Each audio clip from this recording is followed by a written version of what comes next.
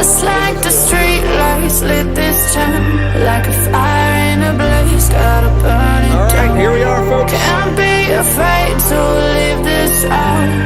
We got this far, don't know how. I see danger in your eyes. They know we'll burn down the night. Coming just like the sunrise. You know that we're gonna let it away. Tonight, we're gonna let it away. Tonight, we're gonna let it away. Just like the sunrise, we're gonna let it away.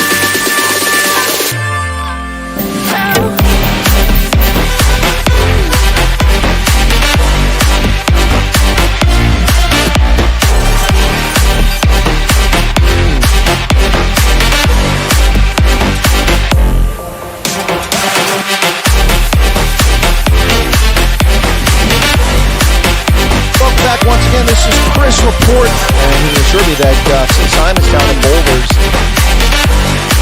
Folks, this is Chris Wyatt reporting from South Africa.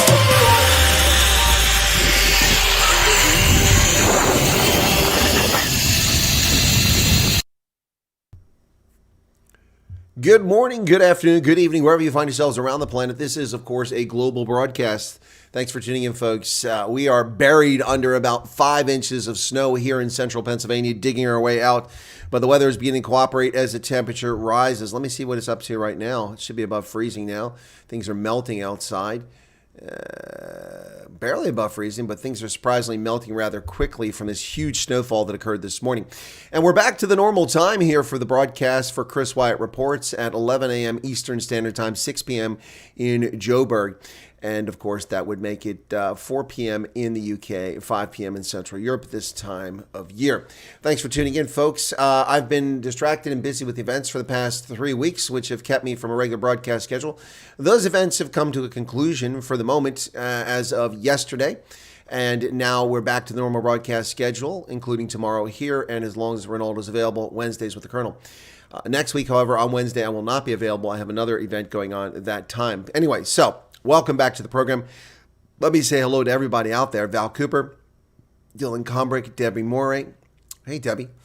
YouTube, Secret Agents. Yeah. Yes, I do post the things. Good thing. Nick Muller, Paulie's here. Monterey Siebert's in from Western Cape. Joking Atheist is here. Ants is back. Dee Barham. Hey, George. And Trevor Bush said, whoop, chat just disappeared on me there. What did Trevor Bush say? Oh, Trevor said, good evening. Another hot day in the Cape. Yeah, Joking Atheist, I like this line. He says, my kid called me an old man this morning. We both laughed. He laughed, I laughed. And then I changed the Wi-Fi password. I love it. I love it. Pierre Orban is here. Gus is here.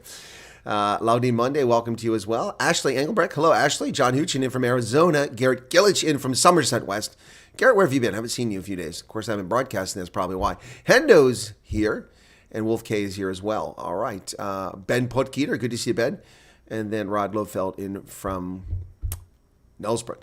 It's good to know, keeps us on our toes as an online check, just in case did not receive notification. Yeah, you don't.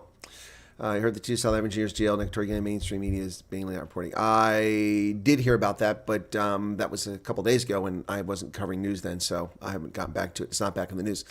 Plenty of news to talk about today, though, folks. Plenty of news to talk about today. So I hope you're all well out there. It's good to see you back once again. I see we've risen to 45 concurrent viewers at the moment. Give yourselves a little pat on the back there for being here. Appreciate it. By the way, I did a video last night, 2 videos last night, one of which is getting some traction. The other one nobody cares about. One is about Panyaza Lusufi creating fictional jobs and claiming that he's hiring the youth when he's simply transferring welfare from one pot of money to another pot of money to hire an army of loyalists who will vote for the ANC.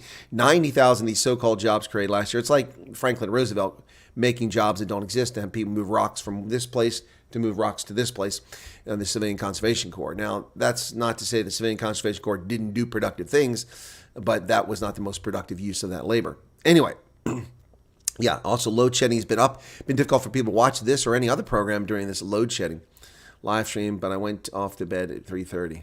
Okay. All right. Hamilton Ferrari, what a shocker. What happened there? Debbie says, well, nothing changed in the 3 days I didn't broadcast. Yeah, I did do a broadcast last night just to check in with folks. And I did 2 videos this morning, one of which was about the Gerblisdal situation, not specifically that situation, but the city press running a libelous article, an op-ed piece in which they called Steve Hofmeyr an avowed racist. Those are terms for lawyers to get involved there. That's a very dangerous situation that they put themselves in. They're entitled to their opinion, but they're not entitled to libel someone in print without facts. There are no facts to support that nonsensical notion that he's a racist. In fact, what he's exercised is constitutionally guaranteed rights under South Africa's constitution for cultural protection of ethnic minorities. Yep, there you go. There you go. So, hey, welcome back, CB. And, Hamilton signed with Ferrari. Okay. Yes, Debbie, I was awake at 5 and didn't know you were streaming. Well, I put the links out there. I did. Or maybe I only put that one in the moderators group because it was, I can't remember. My apologies for that. But my evening last night ended, and I took a break for a couple hours, and then it was time to stream. So, yep. But you can go check it out. I think a handful of people watched it. There were about 90 people watched it last night, 91. And let me see if anybody else has watched it since then. Let me take a look. Here we're at about 100 more people, 120 more, 130 more people watched that after it was on. So, yep. My weekend edition I'd shut down. So we haven't had big audiences since last Thursday. So hopefully we'll get big audience today. Everybody will tune in and hear what's said about events. Now, the Steve Hofmeyr video, I mentioned in that video that I had not been covering this story because I've been distracted and involved with other events. And also the information coming out was incomplete. The only things I found on it were in Afrikaans. And while I understand Afrikaans, my Afrikaans was not sufficient to analyze those reports that I came across. So that's why I haven't been reporting on it. Plus, I didn't really understand what had happened in that situation. Now, I said that in the video, interest of full disclosure. I also made a comment about, when they had EFF headquarters last year and the Bina'indas went there, and I said neither party should have been there. It was inappropriate. So that's a balanced comment there, as was the rest. But LMC chose to go in my video earlier and claim that I didn't run a story about the Gerblisdal story because I'm pandering to my audience. Now, of course, LMC obviously is part of my audience, even though he's a leftist who hates white people. I don't know if he's white or black, but he clearly hates white people. He's part of my audience. Was I pandering to him? Obviously not. I don't pander to anybody. You can take that to the bank. Learn to take how train if I have business. Okay. Villain Pets your hand himself, please. Yes, I'm aware of that. All those people involved in that. I must say this last video from Citizen Concern was brilliant. She covered the lies of Ramaphosa saying private business is responsible for unemployment. Well, I said the same thing, but you didn't say that about me, joking atheist. I said at the time. I covered it live.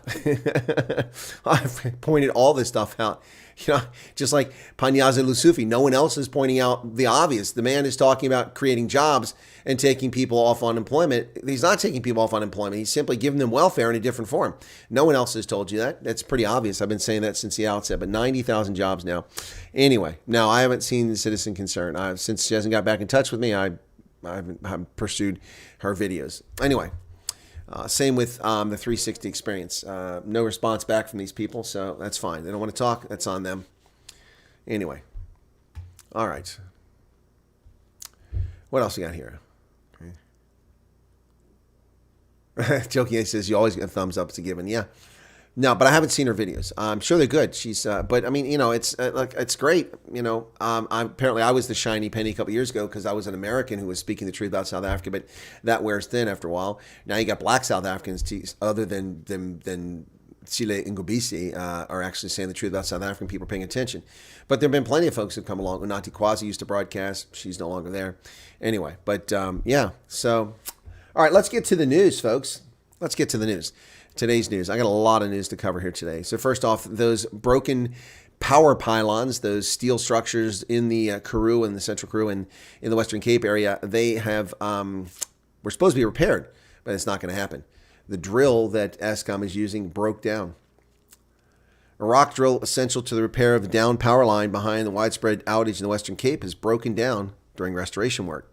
In an update yesterday, Western Cape Premier Alan Winde said Eskom indicated during a briefing that a hard rock formation between Toos River and Langsberg had led to the breakdown of its rock drill. It's preventing the completion of the last 4 2.4 meter deep holes that are needed to anchor the remaining temporary poles. Wow. The towns of Rogefeld, Langsberg, Ladysmith, Lou, Gamke, Zwartberg, Merveville, Matkiefontein, Prince Albert, Fraserburg, and surrounding areas have been without power since that storm took down those lines. So it's not going to be up anytime soon. Well, cater deployment brought us transformation. This is what Guede Montasha has to say. It brought us transformation. That's right, ladies and gentlemen. It's a good thing. ANC National Chairperson Guede Montasha has again defended the party's cater deployment policy, telling Parliament ANC will continue to deploy its capable caters. He said, here's the problem. Here's the problem, Guede. You aren't deploying any capable people.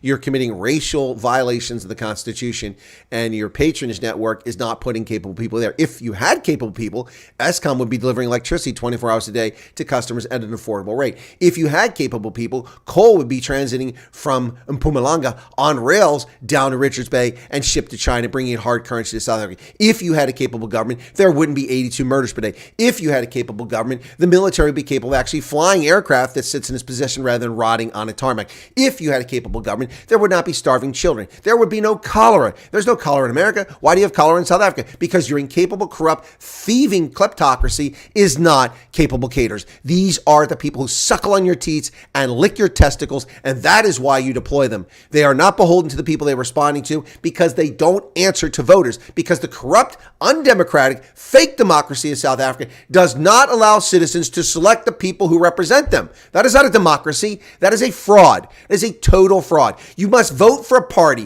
which has a little mark on a ballot. You don't get to vote for candidates. You go, I want this person to be my representative. I want that person to be my son. No. You must vote for a party, and the corrupt parties pick the people who they favor. And then you send your people down to, you send Venda down to the Western Cape who don't speak Afrikaans, who don't speak English, who don't speak Xhosa. And they're down there representing those people. They have no idea what those people are about, what their interests are, what their needs are. And they don't care, because they don't get fired if they fail in the Western Cape. They only get fired if they're disloyal to Luthuli House, because your cater deployment is a scumbag, anti-democratic, corrupt practice, and it must cease. Turn your records over, ANC. Turn your records over. It works.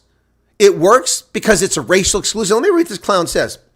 What it has done has changed the situation where every director general was a white male in 1994. It has changed reality where every judge was a white male, where every mayor was a white male. Cater deployment has changed that reality. No, it hasn't. No, it hasn't. That reality changed before 94. You're a liar, Guede Montasha. You're a liar. That began changing in 1990. And it changed to 2000 before you involve your cater deployment as a consequence of a natural cycle and process.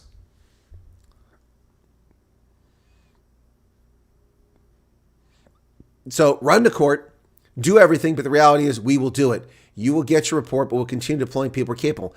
That's it. There you go. So you see this, that's avowed racism right there. That is a person who endorses and encourages South African government's policy of racial exclusion. That's exactly what it is. Merit doesn't matter. He keeps calling them capable caters. They're only capable because they're capable of loyalty to Luthuli House. That's the bottom line. Loyalty to Luthuli House. That's it. Yep.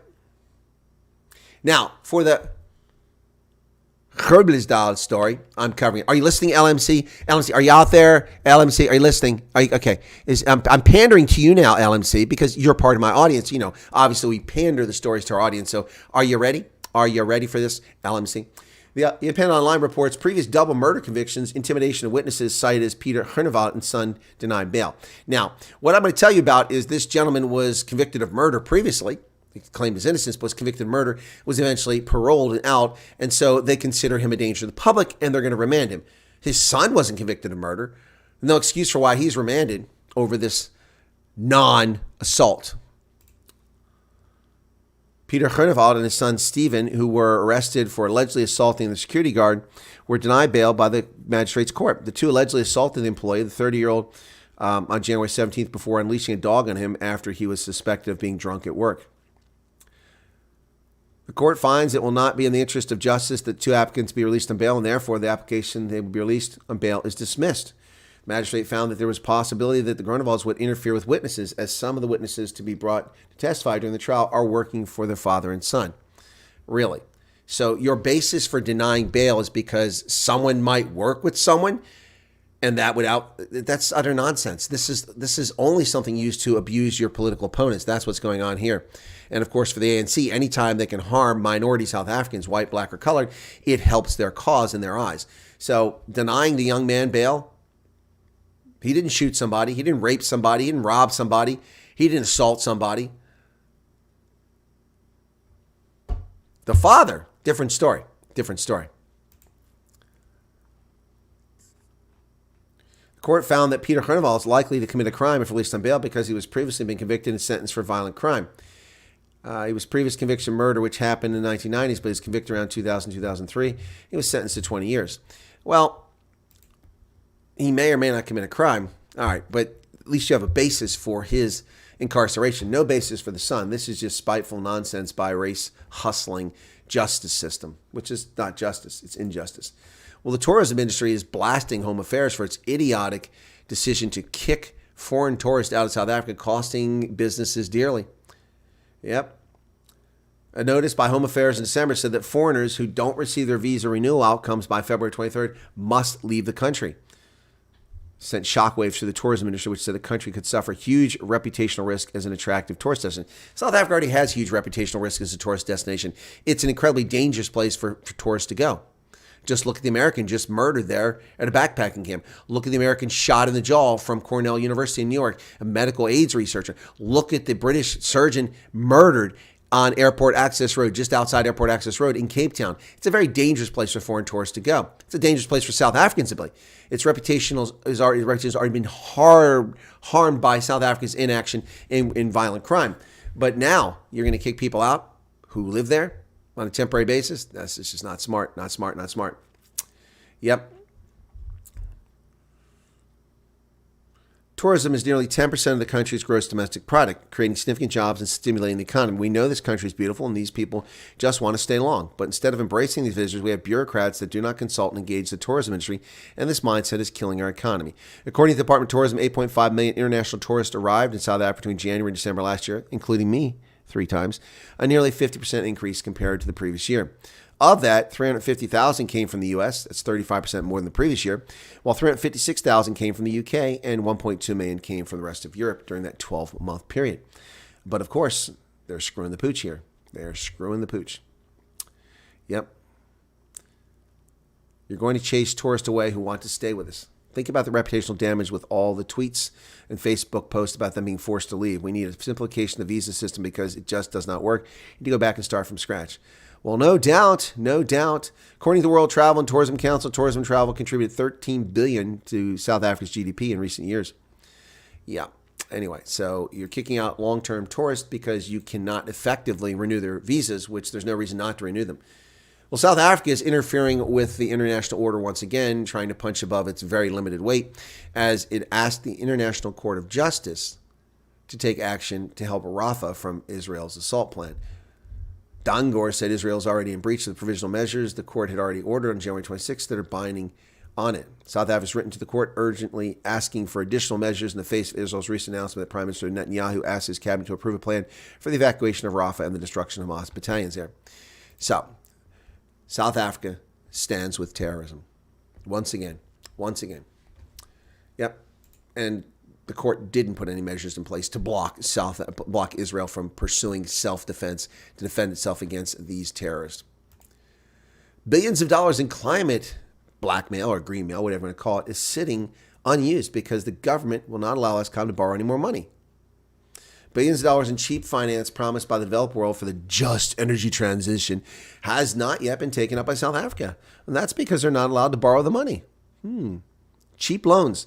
$8.5 billion was the initial amount that the idiots in Washington and Brussels agreed to.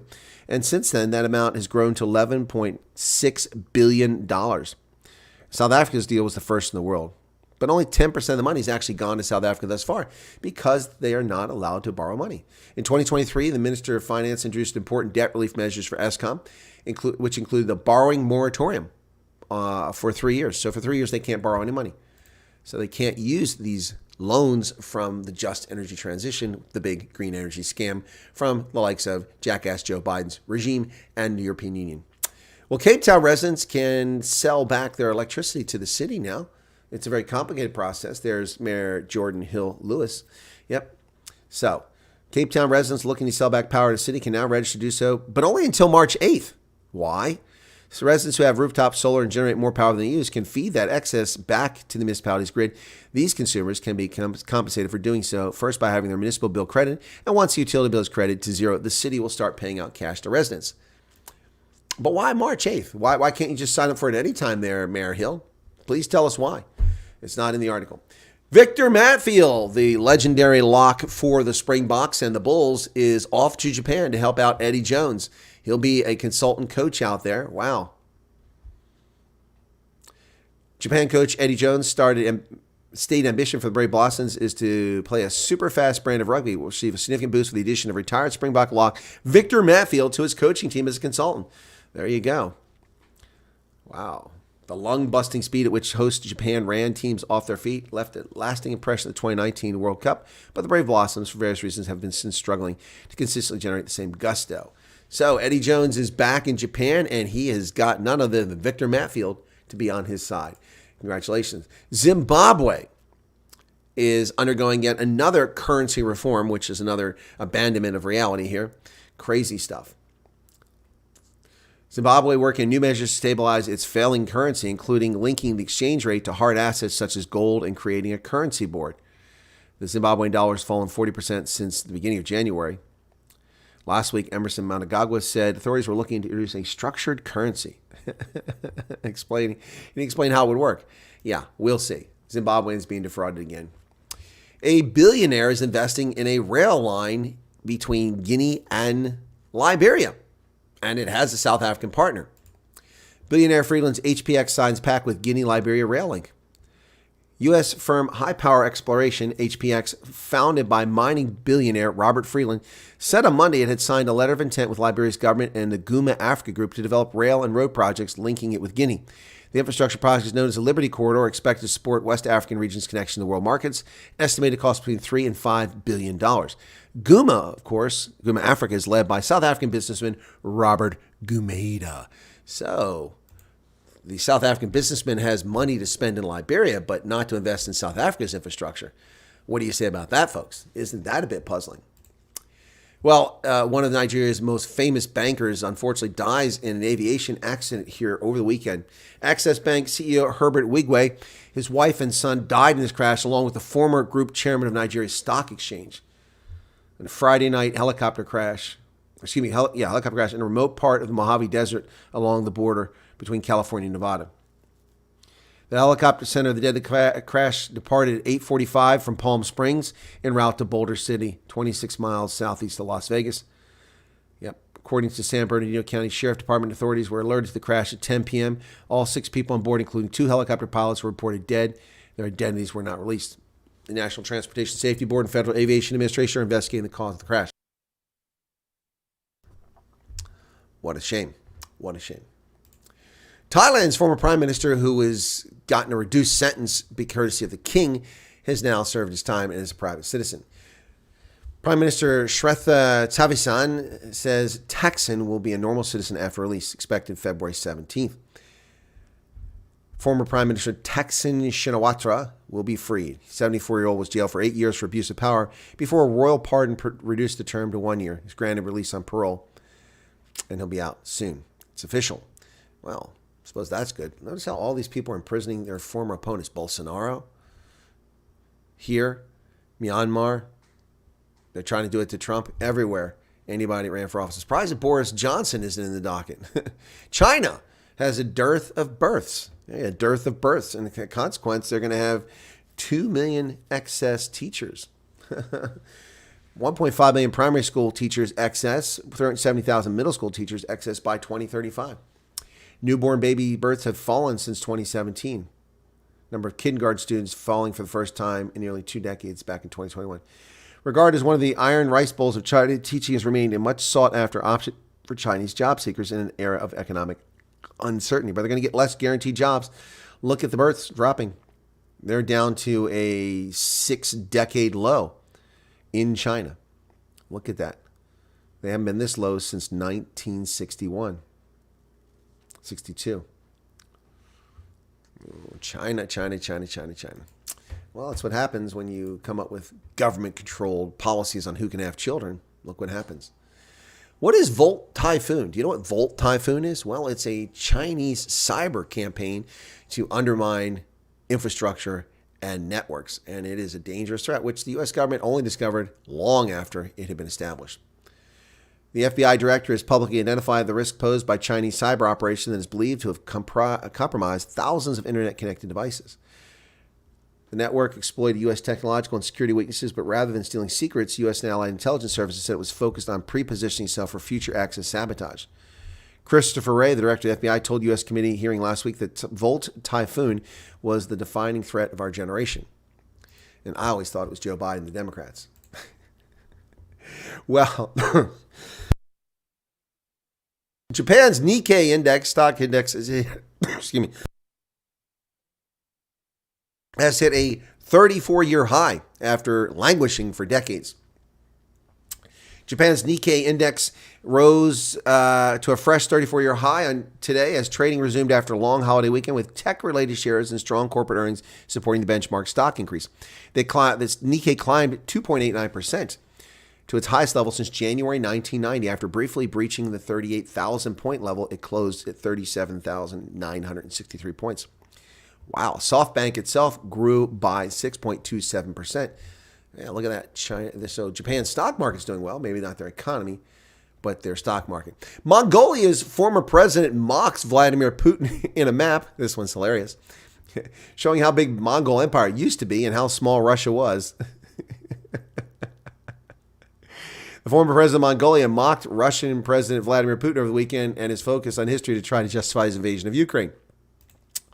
Putin has frequently used historical borders to rationalize his invasion, arguing Russia has a claim over Ukraine, even though Ukraine is an independent country. Anyway, so on X, Tsahikia Elbegdyorj, Mongolia's president between 2009 and 2017, its former prime minister, poked fun at Putin on Twitter, and this is what he did. Let's take a look at this. So, this is funny. So, this is what he did. He put down, this is the Mongol Empire, and there's Russia in 1471. That's funny. Yeah, so Putin got punked. Yeah, he did. Well, that's what happens when you're a fascist dictator. Germany has uncovered an undersea wall, something built thousands of years ago. Researchers believe they found the oldest man-made structure in the Baltic Sea region. The wall is believed to be more than 10,000 years old. Researchers discovered an almost 1 kilometer long stone wall off the German coast of the Baltic Sea that may be more than 10,000 years old.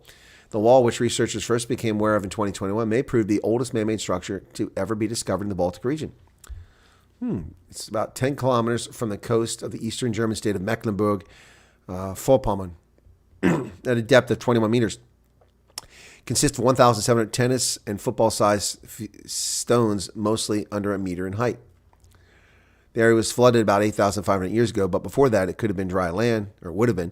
Researchers theorized the wall was built to trap reindeer that they were hunting. Well, the oldest structure in the Baltic discovered by German researchers. A top Jewish group in Switzerland is up in arms after anti-Semitic garbage posted in the ski resort of Davos. Switzerland's main Jewish organization Monday denounced the anti-Semitic sign put up in a local ski shop near Davos, barring Jews from renting equipment from the store.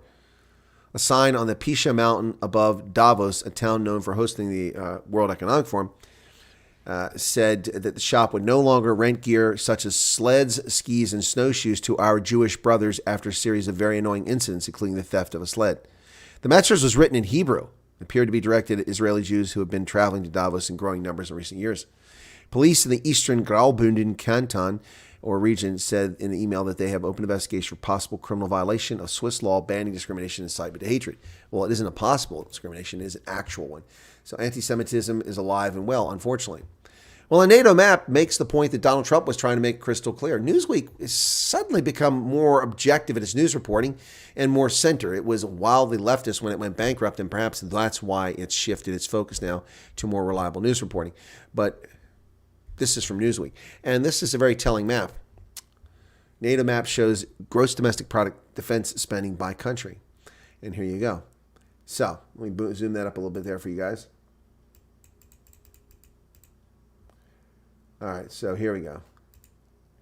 All right, in this chart, the countries that are in purple are spending 3% of their GDP. All right? The countries in blue are spending 2%. So there's 3 countries spending more than they have to, 8 spending what they have to of the 11 of the 26 NATO nations. So the blue countries. So the blue would be Finland, the Baltic states of Estonia, Latvia, Lithuania, Slovakia, Hungary, and Romania are also paying. Now, Greece, Poland, the United States all spend more than 3%. So those 11 countries are meeting their obligations for NATO defense spending. UK is also listed there, but that is a red herring because UK includes salaries that they pay to retired members of the defense force as part of their defense spending. It's not defense spending. You cannot count that. You cannot count that.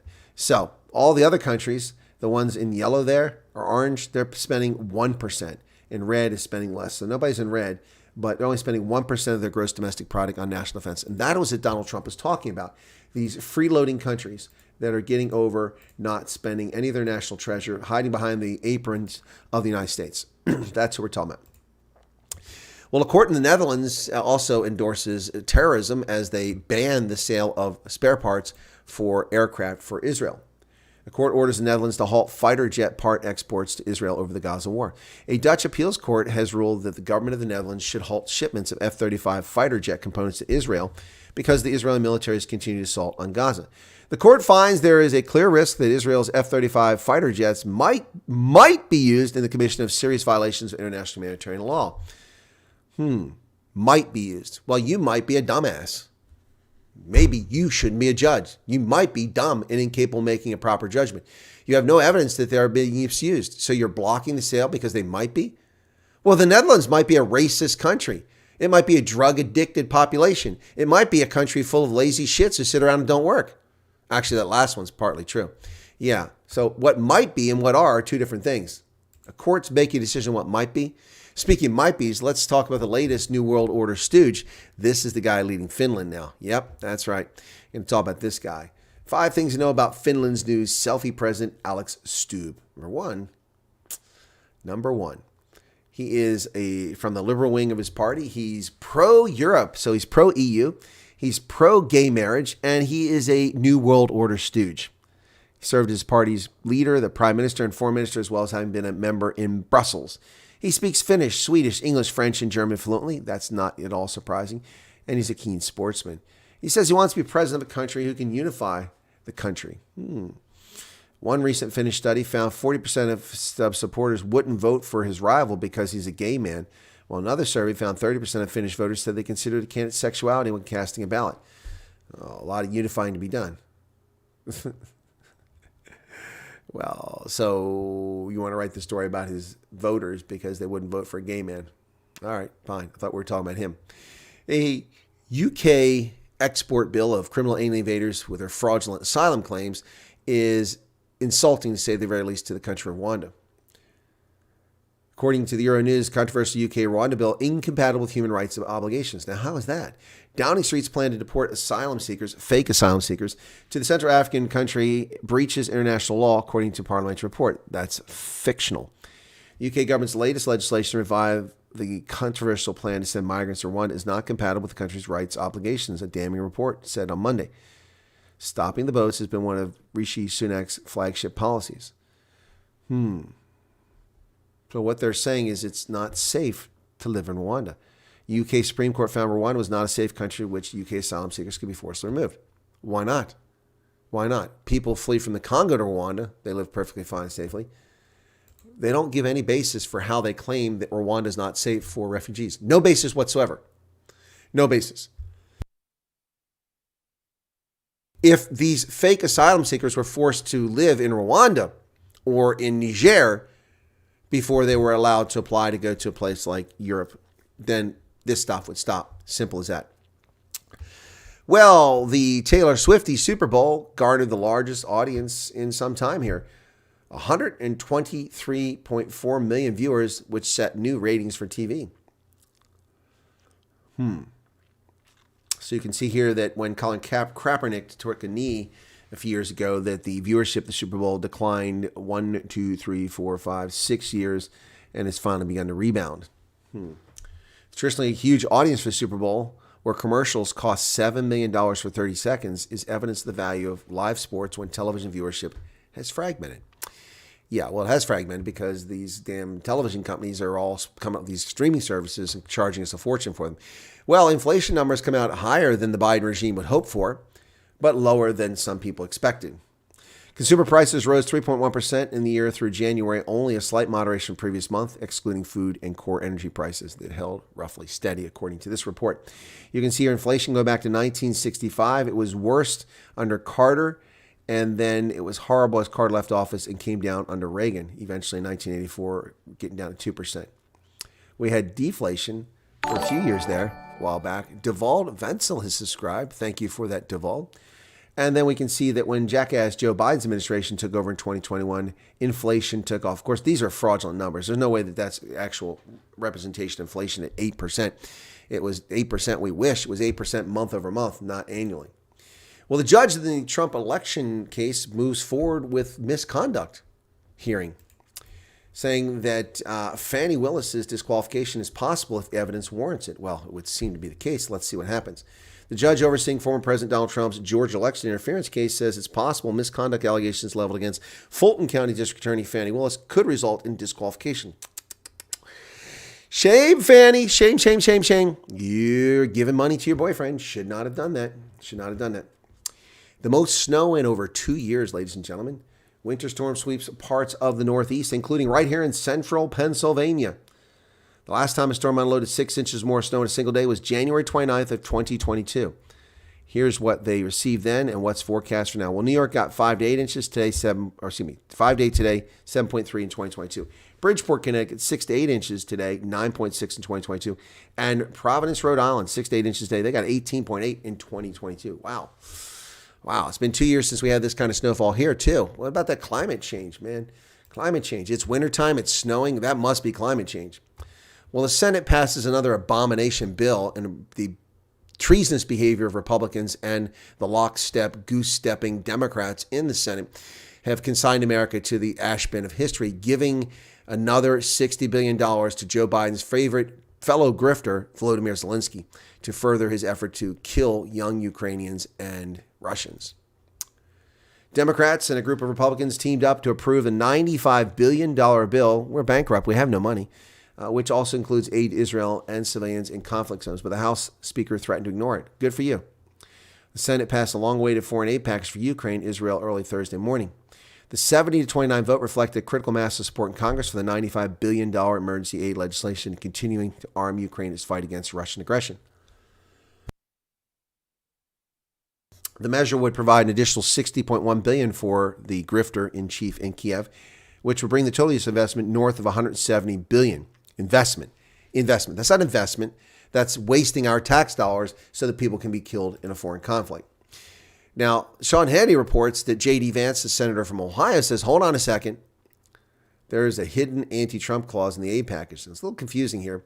He said, I just sent the bill memo to every one of my Republican colleagues in Congress, buried in the bill's text as an impeachment time bomb for the next Trump presidency if he tries to stop funding for war in Ukraine.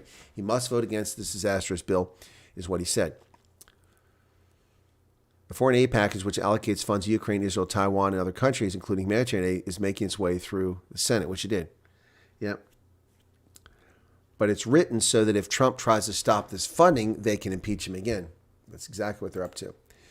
Well, Biden's legal team interfered and perverted the course of justice once again, as they're always doing on a daily basis. This time, it's because of his mental acuity. They viewed what the special prosecutor found to be unnecessary digs. President Joe Biden's personal attorney said Sunday he went to both the special counsel and the attorney general to register concerns over what he views as pejorative and unnecessary digs to the president's memory. This is a report that went off the rails, said Bob Bauer, special counsel investigating Biden stealing classified information. But in his defense of Biden, which is exactly what Hur did, he defended Biden. He said, well, we can't charge him because he's a poor old guy. And they didn't like that. Get over it. The Senate's $95 billion bill. Wow. A former U.S. Army general has said that Trump is a mafia type and hates alliances. Now, this is why this behavior is reprehensible from former members of the military. Ben Hodges. Donald Trump wants the U.S. to abandon NATO because he hates alliances, said Army General. He said Trump was a mafia type who doesn't want anybody restricting his options. He couldn't care less about more obligations. Trump hates alliances. He hates an obligation where he'd have to live up to something. Retired General Ben Hodges, a former commander of the U.S. Army in Europe, told the British newspaper The Times. Mafia type that he is, he doesn't want anybody restricting his options. He couldn't care less about more obligations. He's willing to chuck the whole thing away, the retired Lieutenant General added. Now, this is why these get-along, go-along clowns that get promoted to general officer, and there are a fair number of them, are really a disgrace to those of us in uniform, those of us who served. This is idiotic. This is just political partisanship, and it's disgraceful to talk about a former chief executive this way without any evidence of what he's talking about. For starters, every single time that the demonic left filed a lawsuit against the Trump administration for executive orders that Trump was authorized to take, the Trump administration ceased and desisted. They took no further action, playing it out in the courts.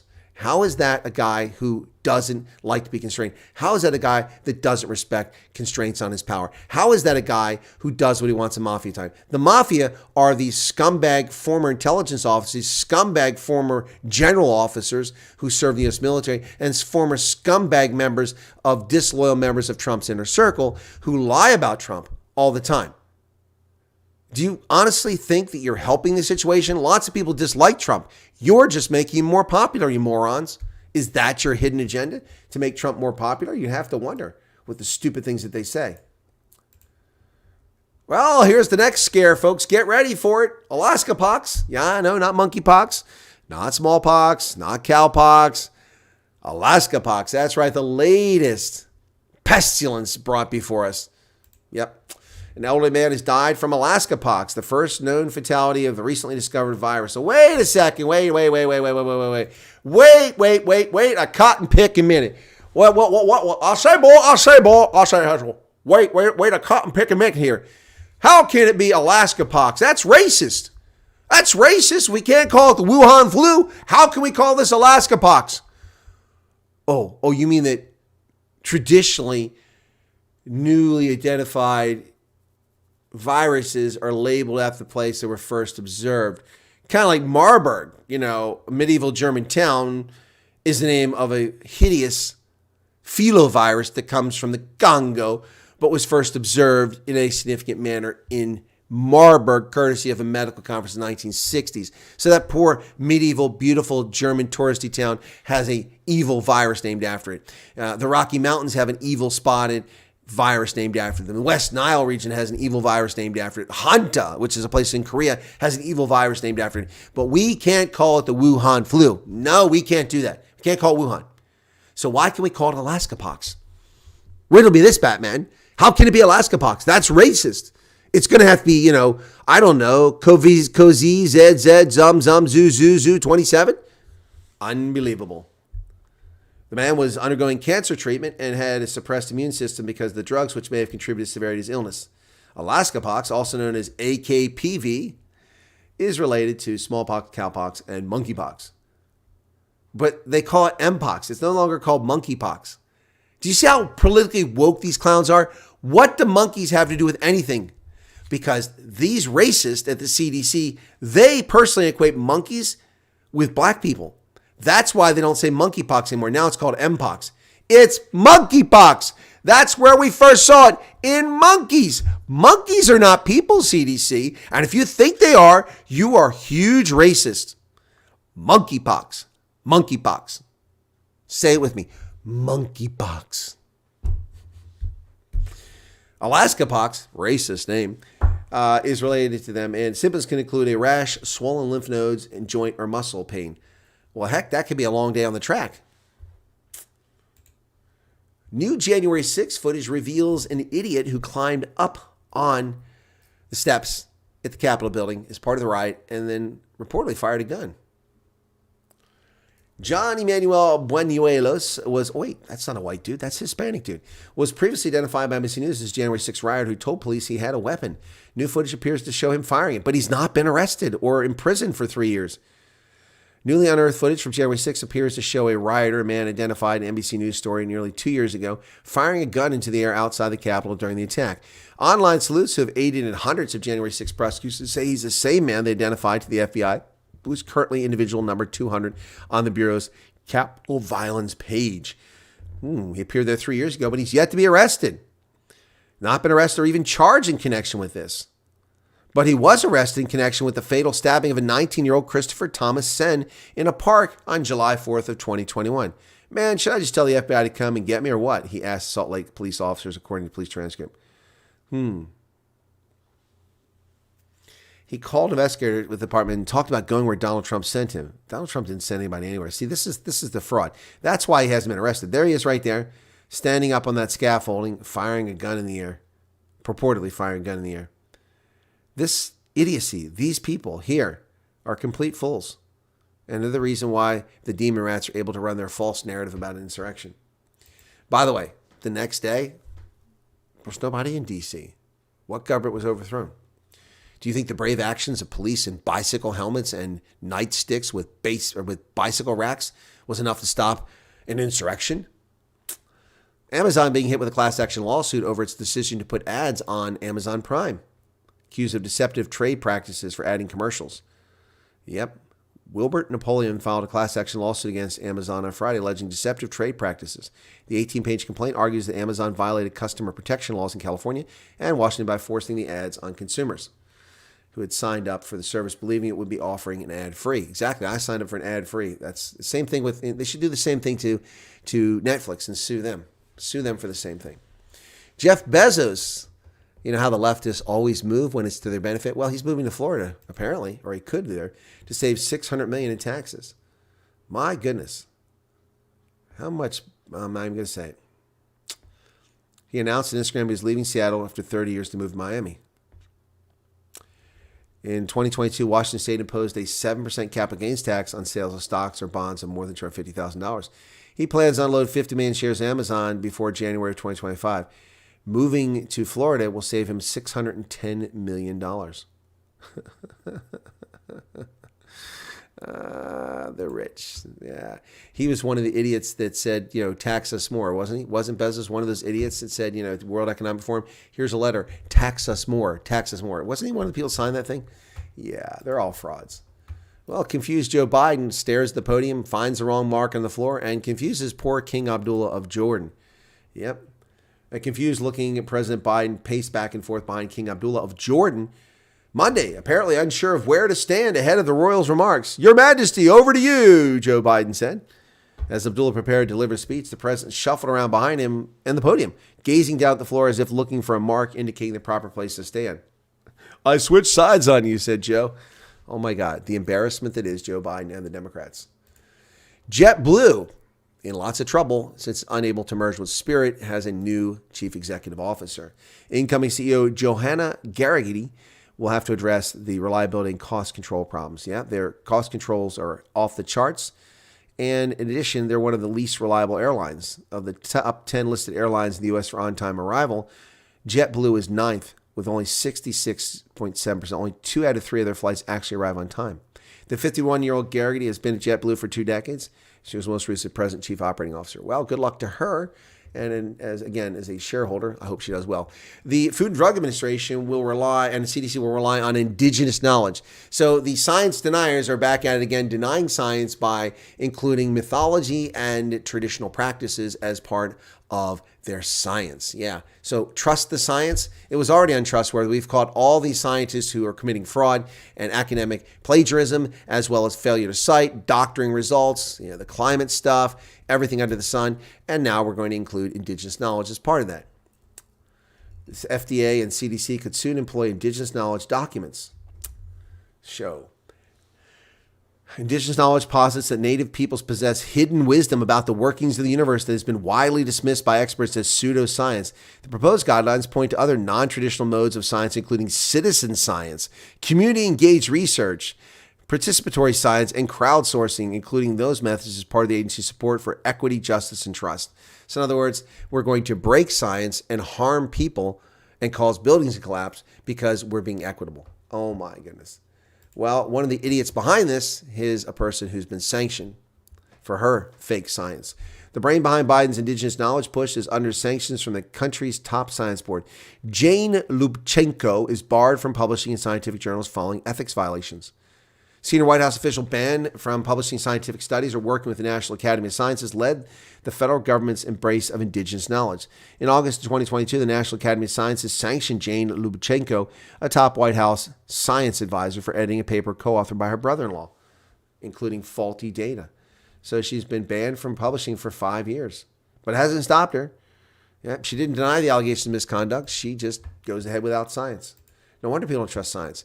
Heavy snow blankets central Pennsylvania, and I-83 in York County is buried in snow early this morning, northbound. Interstate 83 is shut down in both directions 6 a.m. this morning between exit 36 at to Fishing Creek and exit 39 to Lewisberry Road, according to the news. That has since opened, but that was shut down this morning. And I've been out there a lot recently. A Pennsylvania couple have tortured and abused a 6-year-old child and had help from other kids in the home, leaving the child in a cage, naked, and feeding it dog food. Pennsylvania parents allegedly tortured a 6-year-old daughter zip-tied in a dog crate at home full of feces and urine. Pennsylvania police said 2 parents abused and starved their 6-year-old daughter while keeping her locked up in a dog crate. On Tuesday, state police were called in the home of 37-year-old Jacob Waite and 33-year-old Mimi Ann Frost in Brownsville on a report of an unresponsive child. Officers said the house was full of dog feces, garbage, and urine. Other children at home told police the parents had kept the 6-year-old in a dog crate and hit her with a broom at least once. Fayette County District Attorney Mike Obel said the investigation concluded the child had been tortured. The criminal complaint said the child was malnourished and had abrasions on her body as well as open sores. Local children's hospital reported that she had a host of medical and dental issues and hadn't had a pediatric care in years. The child allegedly told a therapist that she was forced to sleep in the dog crate every night and also made to eat dog food. One of the worst parts about it is there were 5 other children in the house and 10 dogs, and none of them were malnourished. The 6-year-old child was left in a cage naked without food. She would be punished if she was able to escape that cage to go get food. And to make matters worse, there's evidence that at least a few of these children may have participated in the abuse with the parents. Unbelievable. It does seem like they were raised with this notion that this girl was that this girl got what she deserved. It's horrific in itself. The girl is lucky to be alive. They're facing numerous charges, including unlawful restraint of minor, aggravated assault, and child neglect. What a bunch of sick bastards. Unbelievable. Unbelievable. Put them in a cage, feed them dog food. Leave them naked. See how they like it. Unbelievable, folks. Shocking. But you know what? A lot of people don't deserve to be parents. They're just idiots. Am I live? There we go. I'm live. Just double checking there. Yeah, 76 likes. Come on, folks. Hit that like button. You can do better than that. That was easy. Yeah, hit that like button. Join us. No super chats, no new members, and 76 likes at this point. 275 have tuned in for the stream. Do unto others as you would have done unto yourself. When my son told me at 3 years old his dad made him eat dog food, I believed him. What? What? That's crazy. Missed that button. That was easy. Well, there it is, and it worked. A couple people pushed it. Jeff Bezos never used Amazon Footsec, including yeah, exactly, Apple products. His girlfriend lights are on. What's that? Oh my goodness, let's go. So that's the news. Hang around, folks. I have no B or T cells. What's this? Debbie says, seriously, and what is it, virus or bacteria? So when we all die, CDC have access to us. It'll be a virus. Poxes are caused by a virus, not a bacteria. Yep. So, you know, I think you're perfectly correct. I keep forgetting about the other channel Chris had. What's that? CB said?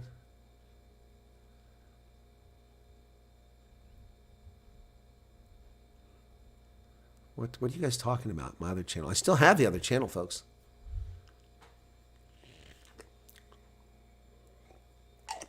I have the other channel. It's back. It came back after 2 years.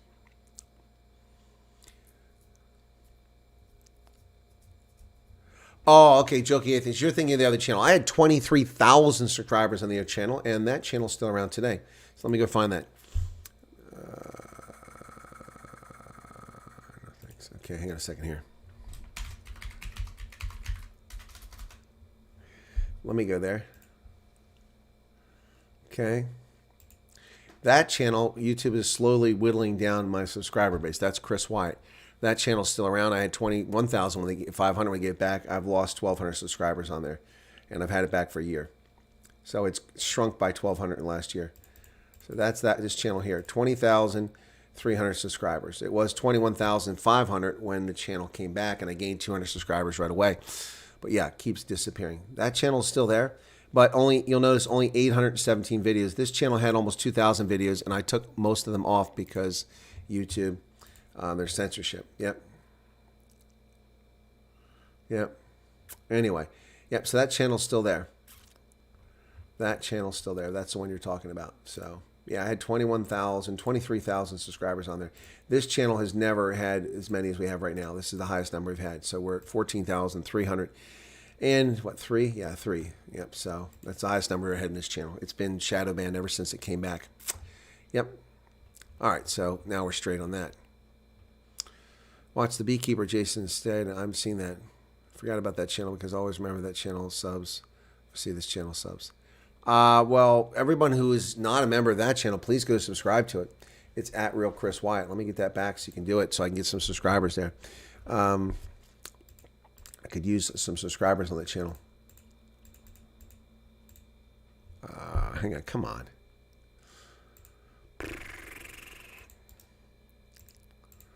So let's see if we can't get some more subscribers there. I don't put much content on it these days because I'm always worried it's going to be taken away. So anyway, it's there. Oh, Hendo just put it up as well. Thank you for that, Hendo. Yeah, so that's it. Disappointed with The Beekeeper. I didn't see it. I don't know what you're talking about. I assume it's a movie. Yeah, let me see what's going on over here. We picked up more viewers this hour. Good. Back. So we've had, what, 3 hours here with over 1,000 viewers today. I think it's driven by the Steve Hoffmeyer video. Yeah, let's see where that's at now. It's at 8,000. Starting to slowing down yet? Beginning to taper off, but yeah, 8,000. Yeah, 8,290 views on the Steve Hoffmeyer video. You'd think all the Steve Hoffmeyer fans would watch that video, but apparently no. Yeah, I'm not missing much. It's a movie. Okay. Okay, well, yeah. I was unaware of it. All I know is that, Jason Statham. I like Jason Statham. He's a good actor. But what was the one he did? Not The Driver. What was that thing? What was that movie called? Great movie. He did a couple sequels to it. But the first one was brilliant. He had the house in the French Riviera, and the cop would come and check on him all the time. Monsieur, are you working? It reminds me of John Wick. John, are you working again? When the cops come when there's a disturbance, he kills like 15 guys in his house. Question, must we like and subscribe to this one, the Indaba Conversation with Chris? That's not a channel. That's a list. That's a list. So, yeah. The Transporter. Thank you, Henda. That's the one, the Transporter. What a great flick that was. Yeah, everybody's coming up with it now. I love the Transporter. That was the best one. He had the Chinese girl in there. That was a good one. Yeah, that first one was good. The other ones were okay, but that was the best one, by far. Excuse me.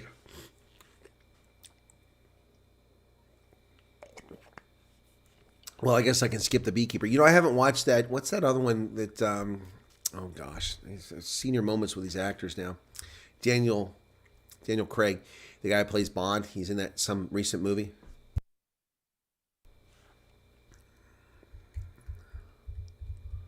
Oh, he's developed an app that works around shadow bans and YouTube algorithm. That would be so cool. Louis Russo, brilliant job. Everybody's jumping with the Transporter now. Yep, it was the Transporter. Yep. Is that Spock here? Hey, Spock. It's not Valentine's yet, folks. Valentine's is tomorrow. It's tomorrow, not today. We got a nice little surprise today with lots of snow outside. My goodness, tons of snow. But it was the sun came out about an hour ago, and it's supposed to all melt today. Well, I don't know if it all disappeared, but we're supposed to have a lot of melting. Let's see if my solar... Oh, by the way, yeah, my solar panels probably still have a lot of snow on them because it was 5 inches. But earlier today, I thought there was thunder. I'm sitting here and I'm on my computer and I hear this.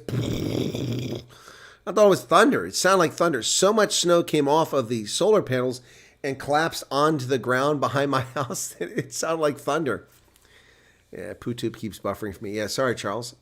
Yeah. Statham was an Olympic diver. I didn't know that. Okay. Disgraceful how government is politically prosecuting various groups such as the Beduindas for supposed incitement of violence. Well, we have the Malema precedent. You know, if the gentleman is charged with assaulting a police officer because he pushed him with his elbow, That's not a crime, not in South Africa. I mean, we've got the precedent of Julius Malema, who physically assaults a white senior SAPS police officer at Winnie Mandela's funeral and is found not guilty of assault when we have photo evidence. We have video evidence of the man committing assault. But apparently that's not assault. So if that's not assault, then clearly whatever one of the Bitter-Eindes did there is not assault either. Yep. There you go. So there you go. That's the bottom line there. Yes, there are two standards of law. In America, it's based on your political affiliation, not on your race. Although race does play a role in it too. Yep. What's this? Winter storm causing outages, power outages. This is from my cable company telling me that. Interesting. My cable company. Yeah, I was expecting the power to go out, folks. Yep. What do you want for Valentine's? A divorce. I didn't plan on spending. Yeah, I've seen that joke before. I didn't plan on spending that much money for Valentine's Day. Yep, I've seen that one before. That's a funny one. I'm getting buffering myself. What's going on here? Come on, YouTube. There we go. All right, cool beans. Question: the war in Ukraine, the use of handheld drones to save 190 tanks. Has this changed the landscape of the battlefield? The landscape of the battlefield changed a long time ago. And when Barack Hussein Obama committed murder by extrajudicially murdering an American citizen and his son in Yemen, that changed the whole calculation of warfare. You can sit in Nevada in a control room with a joystick and murder people all over the world, or kill them in conflict all over the world. No, tanks are not obsolete, but were these handheld drones that did that? I doubt that they were handheld drones that took out tanks. How do handheld drones take out tanks? You have to have some sort of explosive device to do that. And a handheld drone is not going to be able to take off. I don't think it's a handheld drone. I think that's a misnomer there. War has changed dramatically. I mean, during the Iraq War, the U.S. Army went to this SINGARS thing, and they went to this whole situation where everything was linked together in these critical nodes. And all you had to do to make the U.S. Army ineffective was jam its comms nodes or take out one of the links and towers. And that's exactly what we saw on October 7th last year when Hamas breached the border. They targeted the cell phone towers because the idiots in the Israeli government and defense force and security forces put their primary means of communication for early warning and for notification on a cell phone network rather than in a terrestrial underground hardwired link. And then have a backup of a microwave system, have a backup of a satellite system, and then you rely on a cell phone. What kind of moron? I mean, anyone who watched what happened on 9/11 in New York City knows that networks get saturated. What were you expecting to happen? There are government officials in Israel who are negligent, who failed to protect Israeli citizens, and we saw the carnage that ensued. So many videos of it on YouTube, it's crazy, of handheld drones doing it. I've never seen a handheld drone. How do you get a picture of a handheld drone? Is somebody on the ground filming the handheld drone doing this? A launch drone, yes, but a handheld, I'm not buying that. RJ says, appreciate IDF's military doctrine, generally speaking. Yes, and I said the Israeli officials. I didn't say exclusively the IDF. Whoever thought it was appropriate to use a cell phone network, which is easily shut down. Cell phone networks are easy to shut down. I mean, look, the weather shuts them down. We can shut down cell phone networks by flooding them, overloading them. We can shut them down by cutting their power. We can shut them down by stealing the batteries. South Africans know all about this. You have no cell phone coverage because they stole the batteries. Debbie wants to go to Ireland for the match. Oh, Ireland versus Scotland. That'd be a good one. 2 drones. One is watching. The other one's... Okay. All right, Charles. I'll buy that, but I'm not buying a handheld drone. What are they taking him out with? Can somebody tell me? I mean, we fire Hellfire missiles, which weigh like 100 pounds, plus each to take out a tank from an Apache helicopter.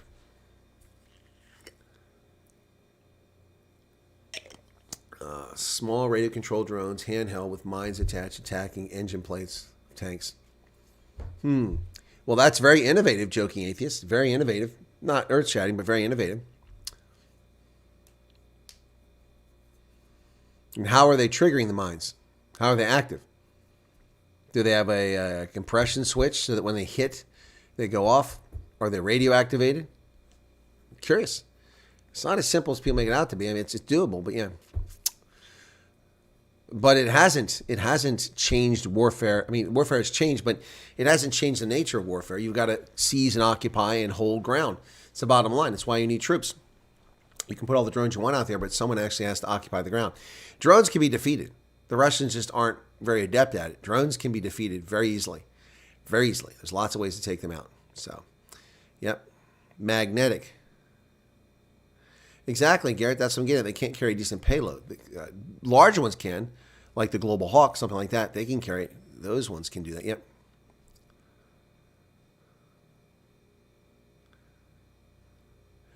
But there are YouTube videos of it. Israelis make cages above their tanks. Okay, that sounds like one way to defeat it. Another way to defeat it is just put camouflage nets up. Ride around with camouflage nets that are made out of cloth on top of your vehicle. And then the damn thing can't attach to anything because it's magnetic. See, there's a lot of countermeasures, but no one's talking about that. If you're going to use a drone to drop a magnetic bomb or explosive device onto my tank, which is made of metal, I'm going to put up camouflage nets over my tank and ride around with them, mount them on there, and then you can't do it. So then what are you going to do? Fly your drone into me sideways? Well, you could try that. There's other ways to defeat that. Anyway, no, I haven't seen the videos. I'm very circumspect, and I question a lot of things that you find on YouTube. Merkava tanks go into towns so the cages mitigate charges being dropped from windows. Yeah, exactly, Charles. Yeah, that's also to deflect grenades that bounce off the cages. Yep.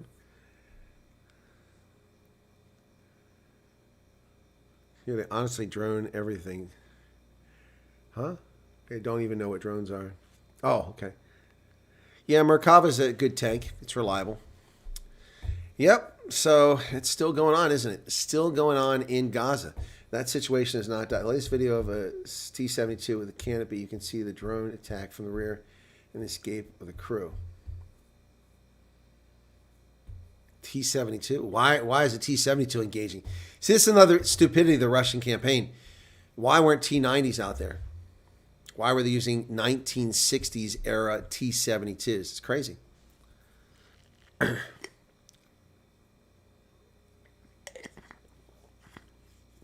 Yes, Charles, there are drones like that, but the Joking Atheist said that they dropped bombs on them. That's what we're talking about.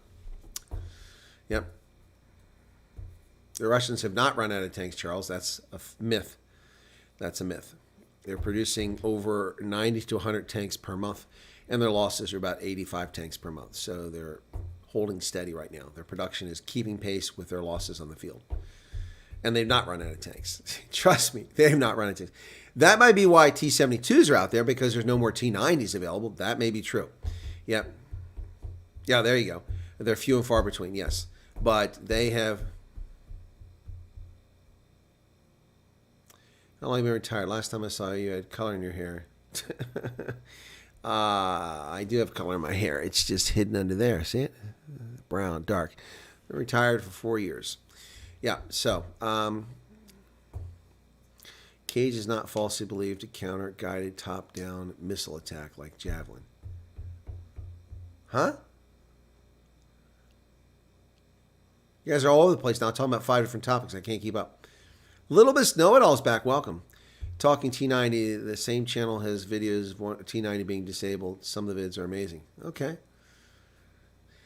Pacific and Berlin Eastern Front. Mesh prevents magnetic mines from getting enough cause a trigger. Russians captured Nazi magnetic mines and used against them. Japs. Yep, exactly. That's exactly right. Alter Bridge. There are countermeasures for all this stuff. That's why we have ceramic plates on tanks, because you have that to absorb the concussion so that the shell doesn't penetrate the tank. Yep. Used to do tenders for private armored vehicles. Sure, by now they're in America and worldwide. Yeah, maybe not. Hey, Christine.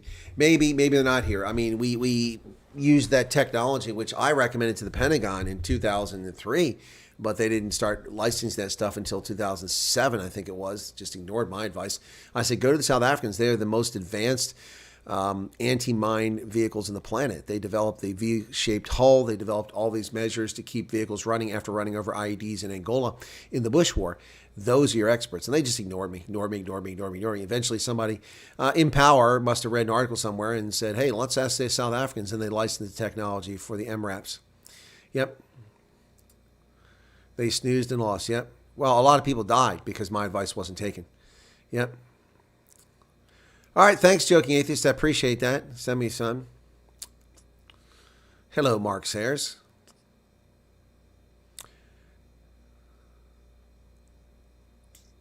No, it's not shocking, Debbie. I was just a major. I'm working in a building where, generals are, not secretaries, but they're not a big deal. One-star generals not a big deal. I was a major. Nobody listened to what I had to say. But President Bush listened to what I had to say when I wrote presidential day briefs, and it had an impact and saved lives in Africa. So, cool beans. And also directly affected U.S. foreign policy, which is pretty cool. Yep. Just went into new meds, just woke up. What? Okay. What's going on there? All right. Trophy system is also really impressive. I'm not sure what trophy system is. What's that? Yeah. No, look, as we talked today about defense acquisition, about how a court in the Netherlands is preventing their government from selling spare parts for F-35s to Israel on the claim that they could be used. Well, they could be used for all kinds of things. The Dutch forces could use their F-35s to terrorize Dutch civilians, but it's highly unlikely. You shouldn't have a court order based on supposition and the conditional clause. Yep, we got the Germans with our torpedoes. Yep, sure did. Anyway, it is, man, I'll tell you, it's amazing how much snow. It was still falling this morning when I was out there. But my roof is still obviously covered with snow because, let me see how I'm getting the panels, how much I'm getting from panels. Yeah, it looks like the snow has come off the far end where the sun has hit the first and not the other end. Let me see. Yeah, I'm getting, well, they're getting pretty consistent. They must have some snow in all of them because they're all pretty consistent. No great performers right now for my panels. Sun is out. It's shining, but I'm not getting much juice. Yeah, I have to shovel. Yeah, I have to shovel my sidewalk. It's a requirement. I have to shovel I don't shovel my drive, but I'll shovel my sidewalk down to the drive. And then I'll shovel the sidewalk. But I was hoping for it to get a little bit, your hoodie has double meaning then. Oh, yeah, Stormers, double meaning. That's true, Debbie. I hadn't thought about it that way. That's a good point. That's a good point. Anyway, folks, for those who don't know, I've not been doing my regular broadcast time because I've been involved in other events here in central Pennsylvania for the past 3 weeks, events that have taken a lot of my energy, a lot of my time. And for most of that time, I was able to do alternative broadcasting or still able to do the broadcasting for part of that time. But eventually, I couldn't do it even during the regular day. So I switched to earlier in the day and then had to stop altogether over the weekend.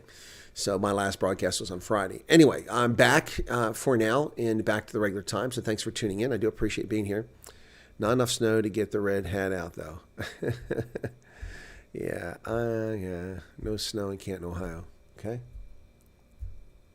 Yeah, the snow didn't quite hit that side. The snow came really... I think the Appalachians is really what the boundary was. It didn't get past the Appalachians. It appears it all goes in an arc across Pennsylvania, New Jersey, and up to the Northeast. Yeah. A lot of snow, though. I mean, I haven't seen that much snow here in 2 years, and it just all came down literally at once. But the sun is out now, and let's see what the temperature's up, if it got any warmer from what I talked about earlier. Is Fiona here? Let's see, there's Fiona. Hey, Fiona, I haven't seen you in a while. No, it's a little bit warmer, but not much. It's surprising how quickly the snow is melting, given it's not even really all that warm. So Snow White, yeah, it's racist. Hey, Laylu. Hi, all. Special hi to the broadcast boss. Hey, RB, how's it going? Good to see you there. All right. Yeah, so anyway, today's Tuesday, so tomorrow it'll be Wednesdays with a Colonel. We got this weekend, we've got some rugby.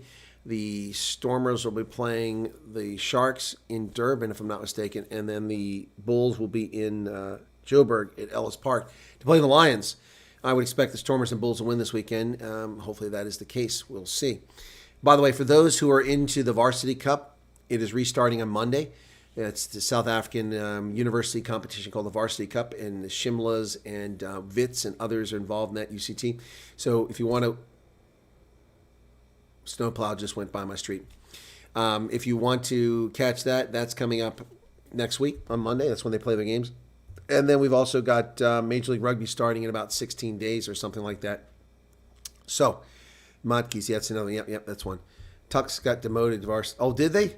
Oh, thanks. Well, no wonder. Anyway, so if you want, the Varsity Cup for South Africans is next week. Starts, I've already made my picks in Super Brew. I've also set up another league for Major League Rugby. If anybody wants to get into that, I had to change my team because I support Atlanta. Atlanta is no longer in Atlanta. They moved to Los Angeles. I support nothing in Los Angeles and never will, ever, regardless of who they are.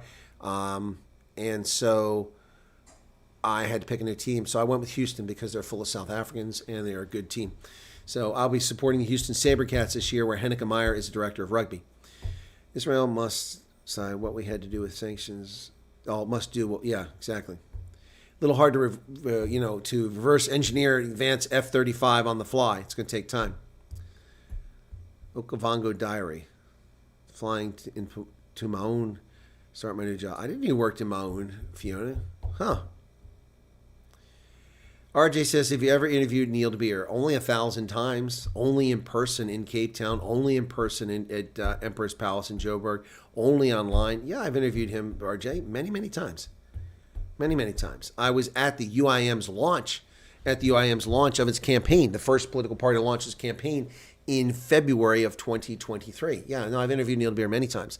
And I've lost viewers as a consequence of it because people can't separate their emotions from news reporting. My interviewing Neil de Beer doesn't mean I endorse or I dislike or like him. It just means I interviewed him. As simple as that. I know Neil de Beer and the UIM like me because I treat them fairly, but I treat all political parties fairly, except the EFF, which doesn't deserve fairness. LMC says you're very knowledgeable about politics and historically, locally, internationally. Have you ever considered running politically in your region? Well, LMC, why are you being so nice? Now you're asking real questions here, LMC, after you posted such nasty things on my video, which is very puzzling. But you ask a good question, so I'll answer it. I've talked about this before. I'd certainly consider running for office. It just depends on what office. The problem with office is that politics is a very dirty game, and I'm a moral person, and I'm not going to change my character for office. I'm not going to promise people something I can't deliver. I'm not going to mislead them. I'm not going to betray them, which is what so many politicians do. It's shocking. I mean, how anybody could vote for this bill that was going to put this border thing in place is beyond me. How anybody could vote for the Senate bill that's out there right now is beyond me. But yeah, there's lots of levels of office. I have run, to answer your question more directly, LMC, I have run for office a couple of years ago, almost 3 years ago now. There was nobody on the ballot, Republican or Democrat, to be the judge of elections. Now, it's a local election. It doesn't require, I ran a write-in campaign, and I was elected judge of election. And so for 4 elections now, 2 primaries and 2 general elections, I have been the judge of elections here in my township in central Pennsylvania. A very exhausting and grueling task it is indeed, being in charge of a team of 18, organizing the team, getting them all together there, getting all the equipment, setting up the machines, setting up the site, doing provisional ballots, going through the rules, making everybody's taken care of, make sure everything's above board, and then closing the place up at night and then taking those results, printing out the tapes, taking the results, taking the cards out, taking the ballots, locking them up in the case, taking them down to the Board of Elections and getting home at 11:30 for a day that starts at 5 a.m. for me. But yeah, so I'm a judge of elections, an elected position, but it's nothing significant, just local stuff. Anyway, so, but LMC, yeah, of course, I've thought about running for office. It was something I've thought about my entire life. I mean, I was politically active at 17 as a freshman at university. I was a campaign manager for one of my classmates, so he got elected to the city council, and it worked. Yeah, no, so yes, to answer your question directly, LMC. No, I don't do dirty. I don't. Nope, I'm not going to defraud people. That isn't going to happen. Nope. No, I treat people fairly. But you know what? It doesn't matter what you do. Recently, we had a situation where some people misbehaved in their veteran service organization, and for that, they were sanctioned. I have the authority as a commander to sanction myself. I said that's unfair. It's unfair for me to simply do that. That's my prerogative. And then the board, which is comprised of 5 members, could have sanctioned them. I said, you know what? Given the history of this organization in the past, let's not have the board decide. Let's put this to a discussion and a vote of all the veterans who attend the meetings. So we did that. And in every meeting, when we've had disciplinary issue for the past 4 months, veterans have unanimously voted for the sanction that was imposed. Now, we've negotiated. One person got an unusually light sentence of just 7 days of privileges, but that person has a terminal illness, so we thought it was heartless to go a longer period. But it was to send a message for bad conduct. And other people have been kicked out altogether. Well, recently, these people sent us letters and said, we want to be back in. We want an appeal. Well, there is no appeal process, but as a courtesy, we let them come in and make their case. None of them made a compelling case. Meanwhile, they were allowed to stay in the public area of our restaurant, and they went out there and they ran their mouths and bad-mouthed the place, exactly the reason why they were all kicked out in the first place. They just don't get the irony. So they won't be back. And they'll say evil things about me. But you know what? Just because people run their mouths doesn't make it true. Like City Press calling Steve Hofmeyer an avowed racist. Never heard him say a single racist thing in my life. I've met Steve many times. I've never heard him say anything like that. If he is, he hides it very well. It'd be impossible to hide given the scrutiny that he gets in South Africa. Yep. The DA had some good zingers on the Sona debate. Well, I had some great zingers while it was live, RJ, for my audience that watched me live, and it's still on my channel. You can go back and listen to the things I said as it went on. Yep.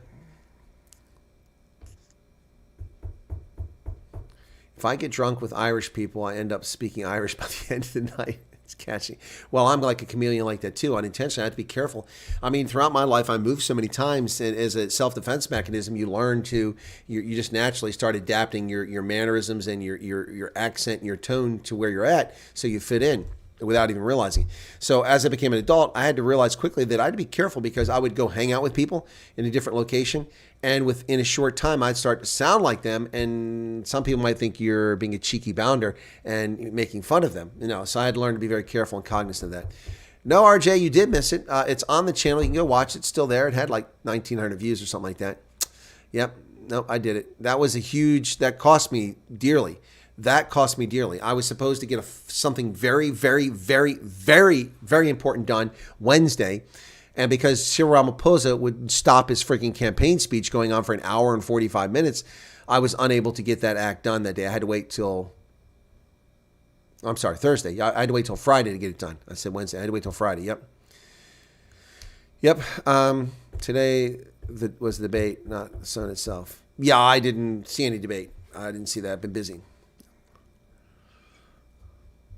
Yeah, thanks, Charles. Yeah, I did. I thought I did an excellent show on it, too. Thank you kindly for that. Worked really hard on that.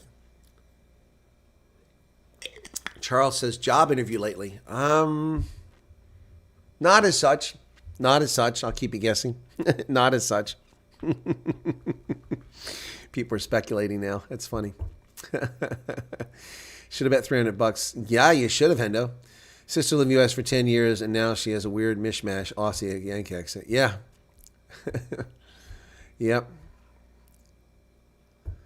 Yep, that's true. You need a laptop. What's that? Oh, you need Hendo needs a new laptop. Charles says, be vague. Why don't you? No, I'm not being vague. I answered the question. I said, not as such.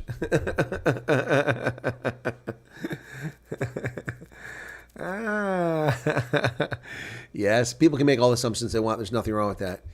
It is election time in South Africa. That is correct, Arby, and in Botswana and in the United States. The elections all over the world, folks, all over the world. Big elections this year, elections which will determine the fate of humanity. I mean, that is not an understatement. That is a statement factually.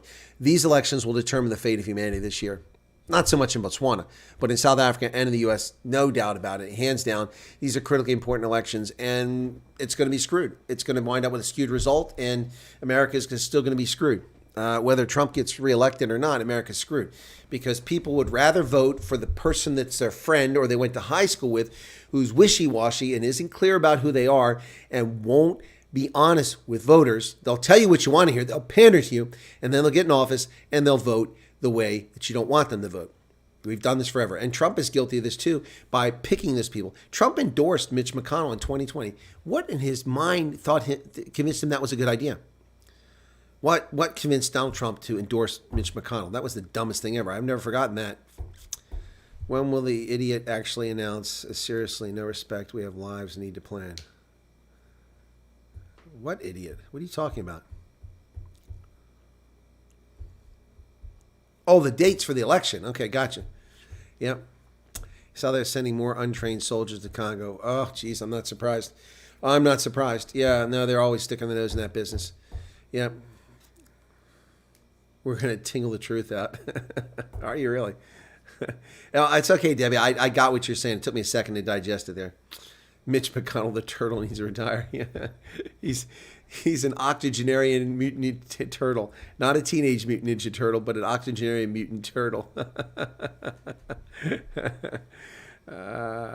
7 autobiographies. That's a lot of autobiographies there, Fiona. Usually you get one. Will the ANC get their hats handed to them? That's the question. Well, I mean, look, let me see if I still have that or did I get rid of it? I think I might have gotten rid of that. Shoot. Where's yesterday's news at? No, I still have that. There you go. Okay, let me get this. I'm going to put this up on the news for us. Let's talk about this before we disappear for the day. Put it over here. No, I don't want it there. I want it here. Hang on. Where's my news? There we go. All right, so several polls give the level of support for the ANC. So let's take a look at some of these polls. Some of them match what I've been saying, and some of them don't. So let's take a look at this. Here we go. Let me get to this. All right, so according to News 24, 6 election polls agree one thing: the ANC is going to lose its majority. So the Real South Africa, the Institute for Race Relations, ran this poll, and they said 46.5% for the ANC, but that's some time ago. And the DA at 26%. I'll believe that when I see it. EFF 11.6%. I can believe that. IFP at 9%. That would be fantastic if the IFP got 9%. Yeah. All right. So the good news here is that the DA and IFP are overpolling. EFF is underpolling, and the ANC, well, they're overpolling here. All right. Then we come down here to the Change Starts Now poll, which doesn't have as many parties in it. They have the ANC at 42%, the DA at 19%, and the EFF at 16%. So we come down to the next poll, and that's the Social Research Foundation. They're assuming with a 56% voter turnout, they've got the DA at 31%. The DA would love to be at 31%, but I'm not buying that. The EFF at 10%, the IFP at 6%. Yep, it's pretty much the same at 66% turnout. Then you have Ipsos. Now, the Ipsos poll has the ANC at just 38.5%, which I said is their low point. And they've got EFF over the DA here, and IFP at just 3.6%. I think that's underpolling for the IFP, and I think it's overpolling for the EFF and underpolling for the DA. So that's the IPSO one. That's the one that just came out February 6th. So this one back in October from Brenthurst Foundation. Anyway, they had ANC at 48% in 2022 and 41% in 2023. Yep, the multi-party coalition has gained 2%. All the parties together equal 36%. The DA has lost 1%. EFF has jumped 6%. IFP has jumped 4%. Now, Multi-Action SA is in here. They were, Survey of South African voter opinion from Brenthurst in October puts ANC at 41%, DA at 23%, EFF at 17%, IFP at 7%. This, to me, is much more accurate than any. I think this is probably the most accurate reflection right now. The 36 you see there for the MPC. Let me make that bigger so you can see it on the screen. Here we go.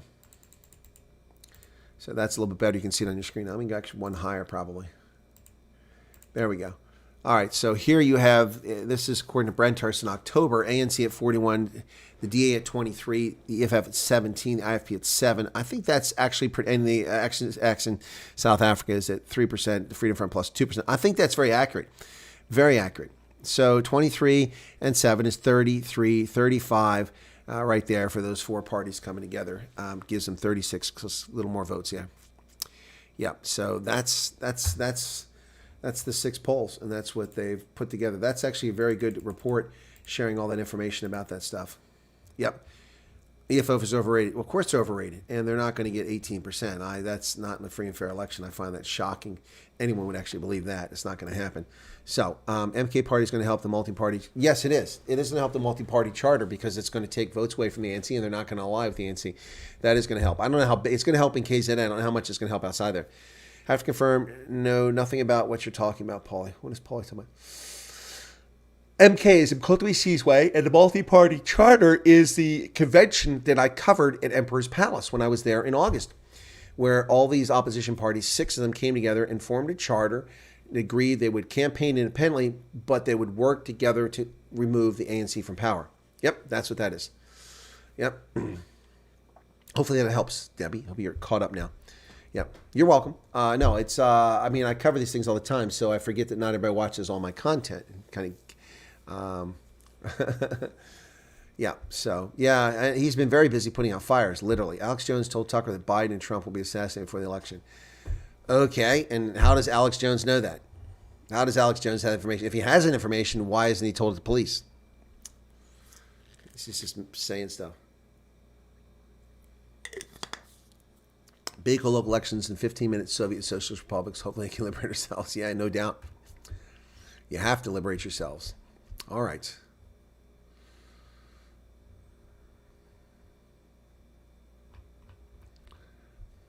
Flushing, get your pub mates to go out and vote.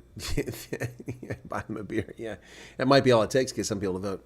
No, listen, folks. I've got some things to share with you about politics, local politics, somewhere down the road, but not today. Not today. It's just amazing how people make decisions, and how they value their role in civil society and their role in voting and their role in participating in the process.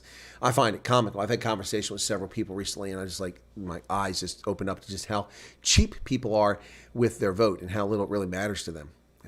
People trying to upset the apple cart. I've run into Republicans who have registered as Democrats so they can mess up the election on that side. That's silly. I've run into a number of Democrats who've registered Republicans so they can mess up the primaries here. It's ridiculous. Yeah, no, you're welcome. If you go back and find that stuff, multi-party, let me see. Okay. Multi-party charter for South Africa. Here we go. Let's play this. It's about a minute long.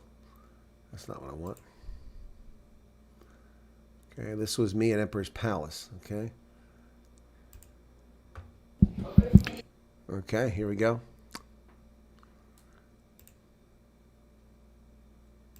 It's not there. Okay, it's going to be this one here. There we go. Ready? Hello again, folks. This is Chris from Emperor's Palace in Kempton Park with an update on the coalition negotiations taking place here near OR Tambo Airport in Johannesburg, actually Kempton Park. Professor Gumeda, who's the chairman of the conference, non-party, came out earlier and gave an update and said there were some breakthrough discussions that took place. Chief among them was that they had agreed on a joint vision for what's going forward. They also came out with a name for it. They called it the Multi-Party Charter for South Africa. I'm not so sure if that'll strike a chord with the public, the Multi-Party Charter for South Africa, but we shall see. Professor Gumeda is scheduled to come back out again later this afternoon when they wrap up negotiations for today. He did say there were some points of contentions, not the least of which was that name that they came up with, coming up with the name instead of the Moonshot Pact, which was proposed by John Steenhuisen of the Democratic Alliance, and apparently it was a bone of contention according to Professor Gumeda. But they have come up with a name, and they have a vision which they couldn't share until it's agreed upon and signed at the end of this event tomorrow. But for now, that's everything that's taking place here at a rather quiet Emperor's Palace in Kempton Park. We'll keep you updated on more news as it comes out of the conference. This is Chris Wyatt reporting from Emperor's Palace. That was in August of last year when I covered that. Yep. So, what else? And here's another one. That was on the 16th. This was before this when I was in the Western Cape. And let me see. Good morning. Okay. All right. So that was on the 16th of August during the conference, and this was prior to the conference in the Western Cape. This is a Zorg fleet outside Stellenbosch. Good morning, folks. This is Chris reporting from the Western Cape. Breaking news regarding that national convention, that multi-party national convention, scheduled to take place the 16th and 17th of August at Emperor's Palace at OR Tambo in Kempton Park in Gauteng province. The multi-party group has announced the chairperson for this convention. It is William Gumeda from Wits University. He is responsible for being the chairperson. He's not affiliated with any of these political parties, and he will chair this national convention of parties which include the Democratic Alliance, the UIM, the Freedom Front Plus, a few folks coming together to look at a potential coalition to help unseat the ruling African National Congress in the 2024 national elections here in South Africa. This is an interesting development. The parties wisely picked someone who's not in one of the parties to chair the conference, and we'll see where it goes from here, how successful this so-called moonshot that John Steenhuisen of the Democratic Alliance has proposed. There you go, folks, reporting live from South Africa. This is Chris. Yep. That was that was when I was there on August 3rd. And so let me see. And here's the signing event when they signed it. So that's what the multi-party charter is. Not the most sexy name, that's for sure. But starting with a blank page can be over. It's an advert. We don't want the advert. I have so many family and friends abroad expecting me to be an ambassador for info, so I have to be fair to them rather than share. Well, my information is objective, so you're welcome to share my information. And Professor Gumede, can I start calling him forward? So there's Professor Gumede there. Can I start with you since you're on that side? So Dr. Zukile Yenge, President of ISANCO, the Independent South African National Civic Organization. ISANCO, a founding member of this charter, along with the Spectrum National Party, Action SA, the DA, Freedom Front Plus, and UIM, and the IFP, of course.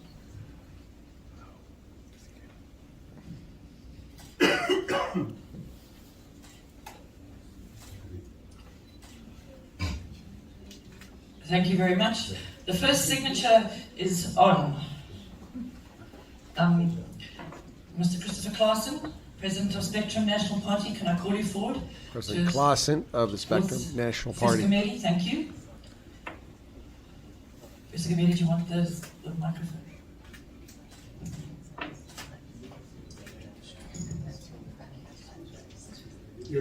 Yes, everybody's got to get their cell phones in the way. He keeps handing the mic back. I never knew why he took it. So, maybe Professor Gumede wants to clarify what the document is that everybody's signing. Oh, jeez. I can clarify in terms of, this is the document of agreement that they're signing. It is the multi-party charter for South Africa agreement. So here's Herman Mashaba signing it for Action SA.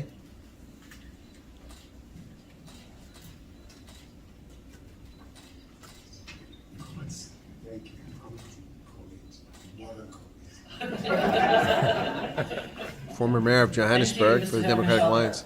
President of Action SA. Next up is Mr. John Steenhuisen, federal leader of the Democratic Alliance.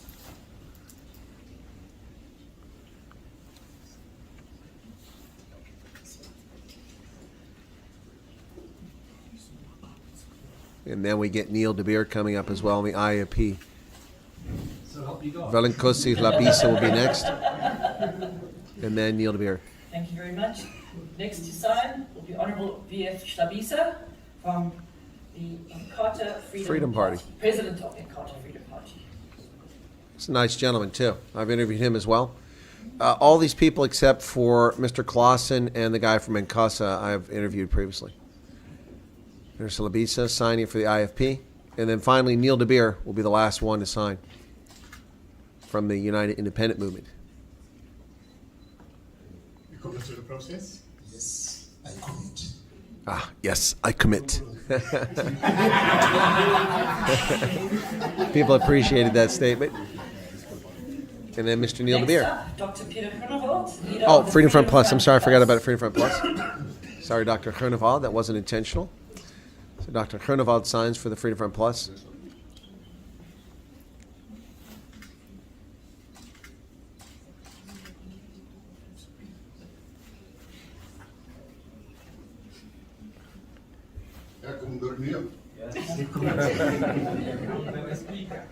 And now Neil De Beer. And then Mr. Neil De Beer, President of the United Independent Movement, also come forward to sign. And I'm sure Professor Gumede will read you some excerpts or headlines at the end of what the agreement is saying. Thank you, Professor. There he is, Neil De Beer.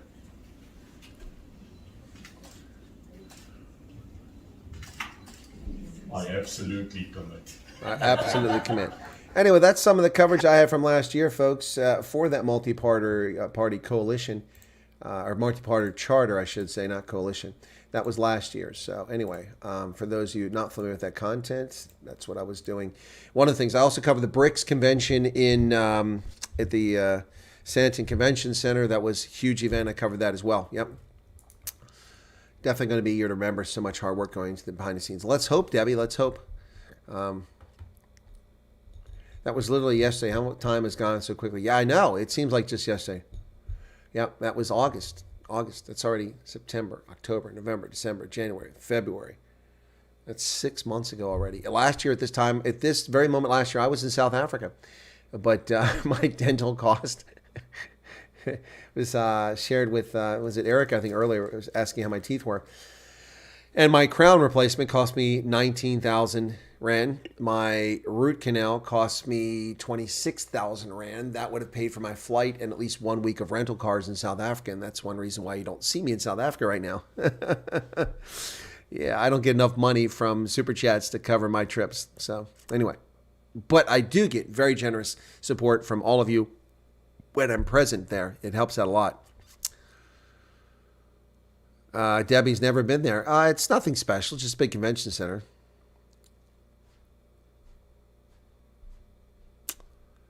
Yeah, it is insane. Well, you think that's insane? Let's go back to the year before, 2022, right? Oh my goodness, 2022. Let me see if I've got that. Excuse me. Nope, none of those. I don't have this. Let me try something else here. Show all. Hang on.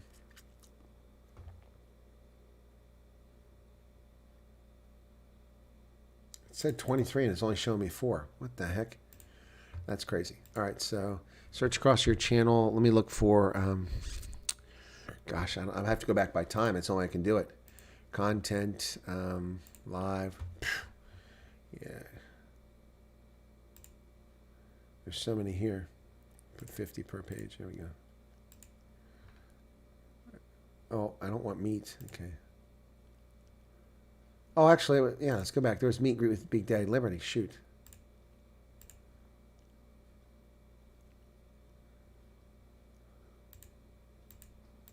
What's going on here? Why are they only giving me 4? There's like 23 of them.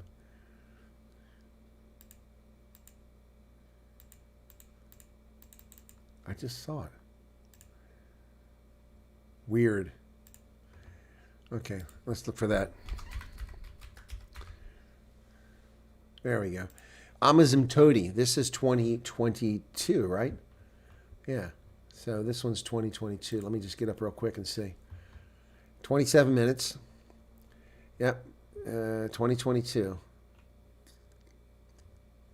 All right. So this was with Sile Nkubisi. But it's the political elites. What? It's only because of the narrative, you know, because as soon as as a government creates divide. Debbie, does that banner look familiar behind me there? Hopefully I'm on the right channel. Hopefully that's Chris Wyatt Africa and not my Rugby Senate channel. We're live right now. Oh, yeah, well, it went live by mistake. I wasn't. I usually say there, what's it? Them half a chance and they'll tear everything up. And it's like, actually, no. Because if you come to Mlazi, which is where my family home is, albeit I stay on my farm on the North Coast. But if you come to the family home and you talk to neighbors, you know, they'll tell you. Yep, so that was me in 2022 with Big Daddy Liberty, folks. Yeah, wow. So a couple more comments coming here. Was that here in USA, Chris? No, that was in the USA. The dental care is less expensive in South Africa, but it's still pricey, but not nearly that pricey. It's because the cost of the schooling is so expensive, and the liability insurance, the cost of living here, all of that plays a role. So Michael asked a question, where did it go? It was about medical. Why is healthcare so expensive in the U.S.? Well, for a number of reasons, Michael. Number one, we have a population that's been conditioned to not take care of itself and develop chronic diseases, which drive up healthcare costs and clog our clinics and hospitals. Most people who have type 2 diabetes shouldn't have type 2 diabetes. If they were active in their lives and ate responsibly and took care of themselves, they wouldn't have type 2 diabetes. Some have genetic predisposition towards it, but most people, it's a lifestyle choice decision. We have a lot of people who have health-related issues related to smoking, and that's a legacy of it being very common, but not so common today. We have a lot of people who have alcohol-related illnesses. All of those things cost us a fortune. But the real reason why healthcare is so expensive is because of the way it's paid for. The way healthcare is paid for is it's paid for most of the time not by the consumer. Now, I am the consumer, and I had to pay out of pocket for that dental care because I have no insurance, because the government deprives veterans of dental care. They don't care about us. They deprive us of dental care. We can have medical care. We're supposed to have for free, but we don't get it for free. We have to pay for the insurance, and then we have to have co-pays when we go to civilian facilities. But they don't get any dental care. So because I have to pay out of pocket, I shop for the best dentist for the best price. But for medical care, because the way the system is set up and it's become corrupt over years, in the very nature of the system, is that I don't pay for my health care directly. I have to pay insurance.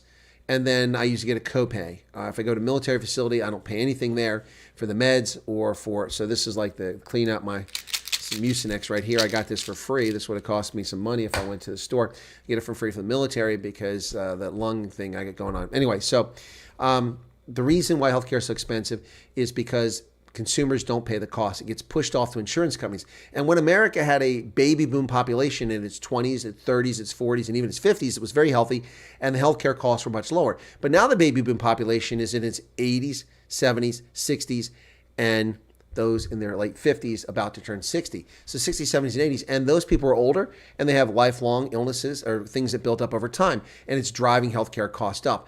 Plus, we have a perverted system in which the government sets rates. Government will not allow certain facilities to operate unless they accept people from Medicare and Medicaid. And the government sets the rate. So for instance, on my health insurance, the bill will say like it's $187 for the ultrasound or whatever it is. And the government will say, no, we pay $31. Well, the actual cost is $180. But because the government will only pay $31 and they're forced to take me as a client because the government won't give them any clients otherwise, then they have to charge other people much more than the $31 that actually, anyway. So the point is that it inflates the cost for everyone else. And then finally, the reason why healthcare is so expensive in America is because of liability insurance and the lack of tort reform. People who have medical malpractice insurance drives them out of business. There was one point in the state of Mississippi, there were no licensed OBGYN, no obstetricians, gynecologists in the state. Can you imagine an entire state in the United States with no OBGYNs? Why? Because the health insurance was so high that it was more than they made in income. They couldn't even pay the health insurance. So they simply left the state, moved across the border to Georgia or to Louisiana, and then did business there. And people had to travel for hours to get OBGYN care. It's insane because of legal reforms. And then the last one, of course, is that we have the best healthcare system in the world because we have what money can buy. But that means you have the best equipment, the best diagnostic material, you have all the best medications because we spend trillions researching and testing medications. All of that drives up the cost of healthcare. Meanwhile, the rest of the world gets a benefit from it. Who sells the CAT scan machines? General Electric. Who sells the sonar, the ultrasound machines? American, like Weiss. Who sells this? It's almost all American companies make all these medical instruments and ship them all over the world. And we bear the cost of it. You get them at a bargain rate, just like the drugs. That's why healthcare is so expensive in America. Well, Michael, you have to be very careful about that. Veterans shouldn't get healthcare free just for being a veteran. Remember, people serve 2 or 3 years. The government shouldn't be responsible for the lifelong healthcare for someone who served 2 or 3 years, unless they have a condition that's a consequence of their service. That's different. But if you go in the Army from 18 to 22 and then at 40 you develop cancer, the taxpayer is not responsible for that. Your insurance is responsible for that, whatever your career has been. However, for combat-related issues on deployments, that they bear responsibility for, and that should be free. And for all those who served the entire time and retired out of uniform, it should be free. And when I joined, I was promised it was free. Free health care, free dental care. And that's the biggest lie that was ever told, other than the fact that 81 million people, that lie. Yep. But Michael, I agree with where you're coming from there in principle. 10,000 Rand for a crown. Yeah, okay, so look, the cost of healthcare also driven by the cost. I mean, 10,000 Rand for a crown, that's everything. My crown costs 19,000 Rand, but both the crowns probably cost about 5,000 Rand each, right? Probably here and there, because they're manufactured in South Africa, manufactured here in Pennsylvania. They're done here by machine now. They're not even done by people anymore. And it's glazed, and my other crown wasn't glazed. So this one's interesting.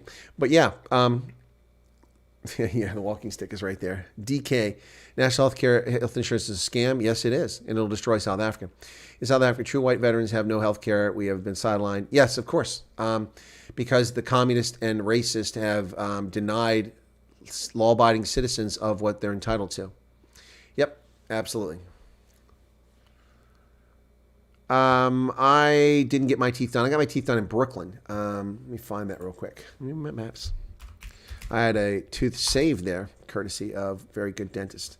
When I broke my molar on, I broke it on eating a piece of bruschetta at the Italian Armed Forces Day in Addis Ababa. Crazy stuff. Let me get over here. I'm going to find Brooklyn real quick and show you where this is at. Come on. Come on. I keep zooming in on maps here. Hatfield, Bears, Brooklyn. Okay, there we go. There's the Brooklyn Mall. There it is. Life Brooklyn Day Hospital. Brooklyn Block. Okay, so Brooklyn Dental Laboratory. Yeah, it's right next to that. So it's you've got the Brooklyn Circle. So for people to know that, I'll zoom out a little bit here. Okay, that might help. There we go. We'll zoom in afterwards. So this is where I got my dental work done there. So there's a Brooklyn Mall here, that yellow stuff. I'm zooming in. Yep, there's the Brooklyn Mall. But you go up here right above. This is Jan Shoba Street here, and there's the roundabout. And right here where it says Brooklyn Block, that is where the dental place is, right there. So I got my tooth saved right there. Yep. And now the government paid for that. I was active duty military. Yep. They took care of that. But it took me 4+ months before I actually got treatment. It was very annoying. Anyway. All right. Back to where I was at here now. Let me get back to my main. Okay. Blocked in some territories. Why is it blocked? Oh, my goodness. Oh, because I played a couple seconds of Flock of Seagulls. My video from last night's been blocked, so I've got to trim it out. Good God. Oh, my goodness. Oh, my goodness. So some people can't see that from last night. It's YouTube. I didn't even play the song. I just played a couple seconds. That's what a scam. I swear. At least it wasn't a strike, so I'll give him credit for that. So this was, let's see if it's gone up a little bit more here. That's from a few hours ago. No, it's at 8,700. 8,743 on the Steve Hofmeyer video. So that's some viewing. Yeah, they're so ridiculous. I mean, for those who watched that last night, the Night Owls, it was just a couple seconds, not even 4 seconds of the song, just, but that's such an iconic sound. Play more Giselle. I play plenty of Giselle, but I get copyright claims for that, but not copyright strikes. So Brooklyn is considered the old East affluent suburb where diplomats used to live. Well, Christine, that's true. And when my tooth was repaired in Brooklyn, it was 2015. So it's been 10 years ago. You watched at 8 a.m. Well, okay, it must have been blocked. I just got the message, so it must have been blocked after. But I'm trimming it out, and whenever it's done trimming, YouTube does it automatically, then it'll be back up. So if it's down. Million Cubans. I've seen not a single Cuban in South Africa. Where are they hiding at? All right. Ridiculous. I start to fear for my son says he's visiting, as I think I must mortgage my house. Yeah, I got you. Oh, wow. You're famous. Landmark banner. Chris is here. Awesome. Shame. Hard work to put up. Huh? Chris is... Oh, the banner. Yeah. Remember that? That was so cool. Thanks, Debbie. That was awesome. Didn't have that for my last 2 trips. Just the one. It was really cool. Yeah. Is that a comparison of costs? Oh, yeah, that's what it was, Debbie. That's exactly what it was. I was explaining that, that's one of the reasons why I'm not there. Seeley announces that's what happened. His daughter died. I didn't know that's what happened. I didn't even had a daughter. Wow, I'm so sorry to hear that Big Daddy Liberty's daughter passed away. Okay. Did not know that. Wow. Wow, Mexico's good for dental. If you say, Jan, I've never been.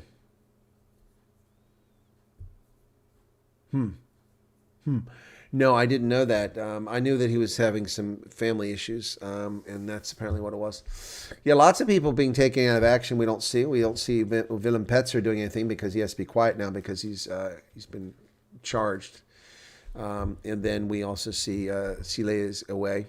Yep. So, Is the Conscious Caracal broadcasting? Today is Tuesday, isn't it? Doesn't he broadcast right about now? He must be ending. Let me look and see if he's around now. Conscious Caracal. I haven't talked to him. I asked him to come on the show recently.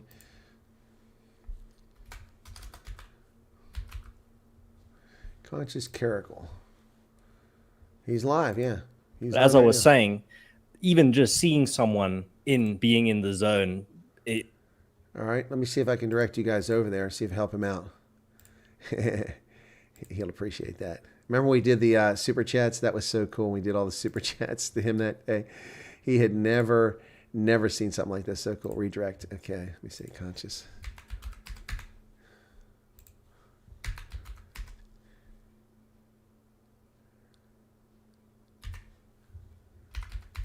Conscious Caracal. Come on, man. There it is. All right, I'm going to wrap up, and you guys can go over there real quick, as long as he's still there. Oh, is he no longer live? It connects you with that sort of Okay, we're going to send you over there. I'm going to wrap up now. Thanks, everybody. Let's see how many of you show up. Just go over and say hi to Conscious Carrico and tell them that we all say hi from Chris Wyatt's show, okay? All right, thanks, everybody. Cheers. Catch you later on.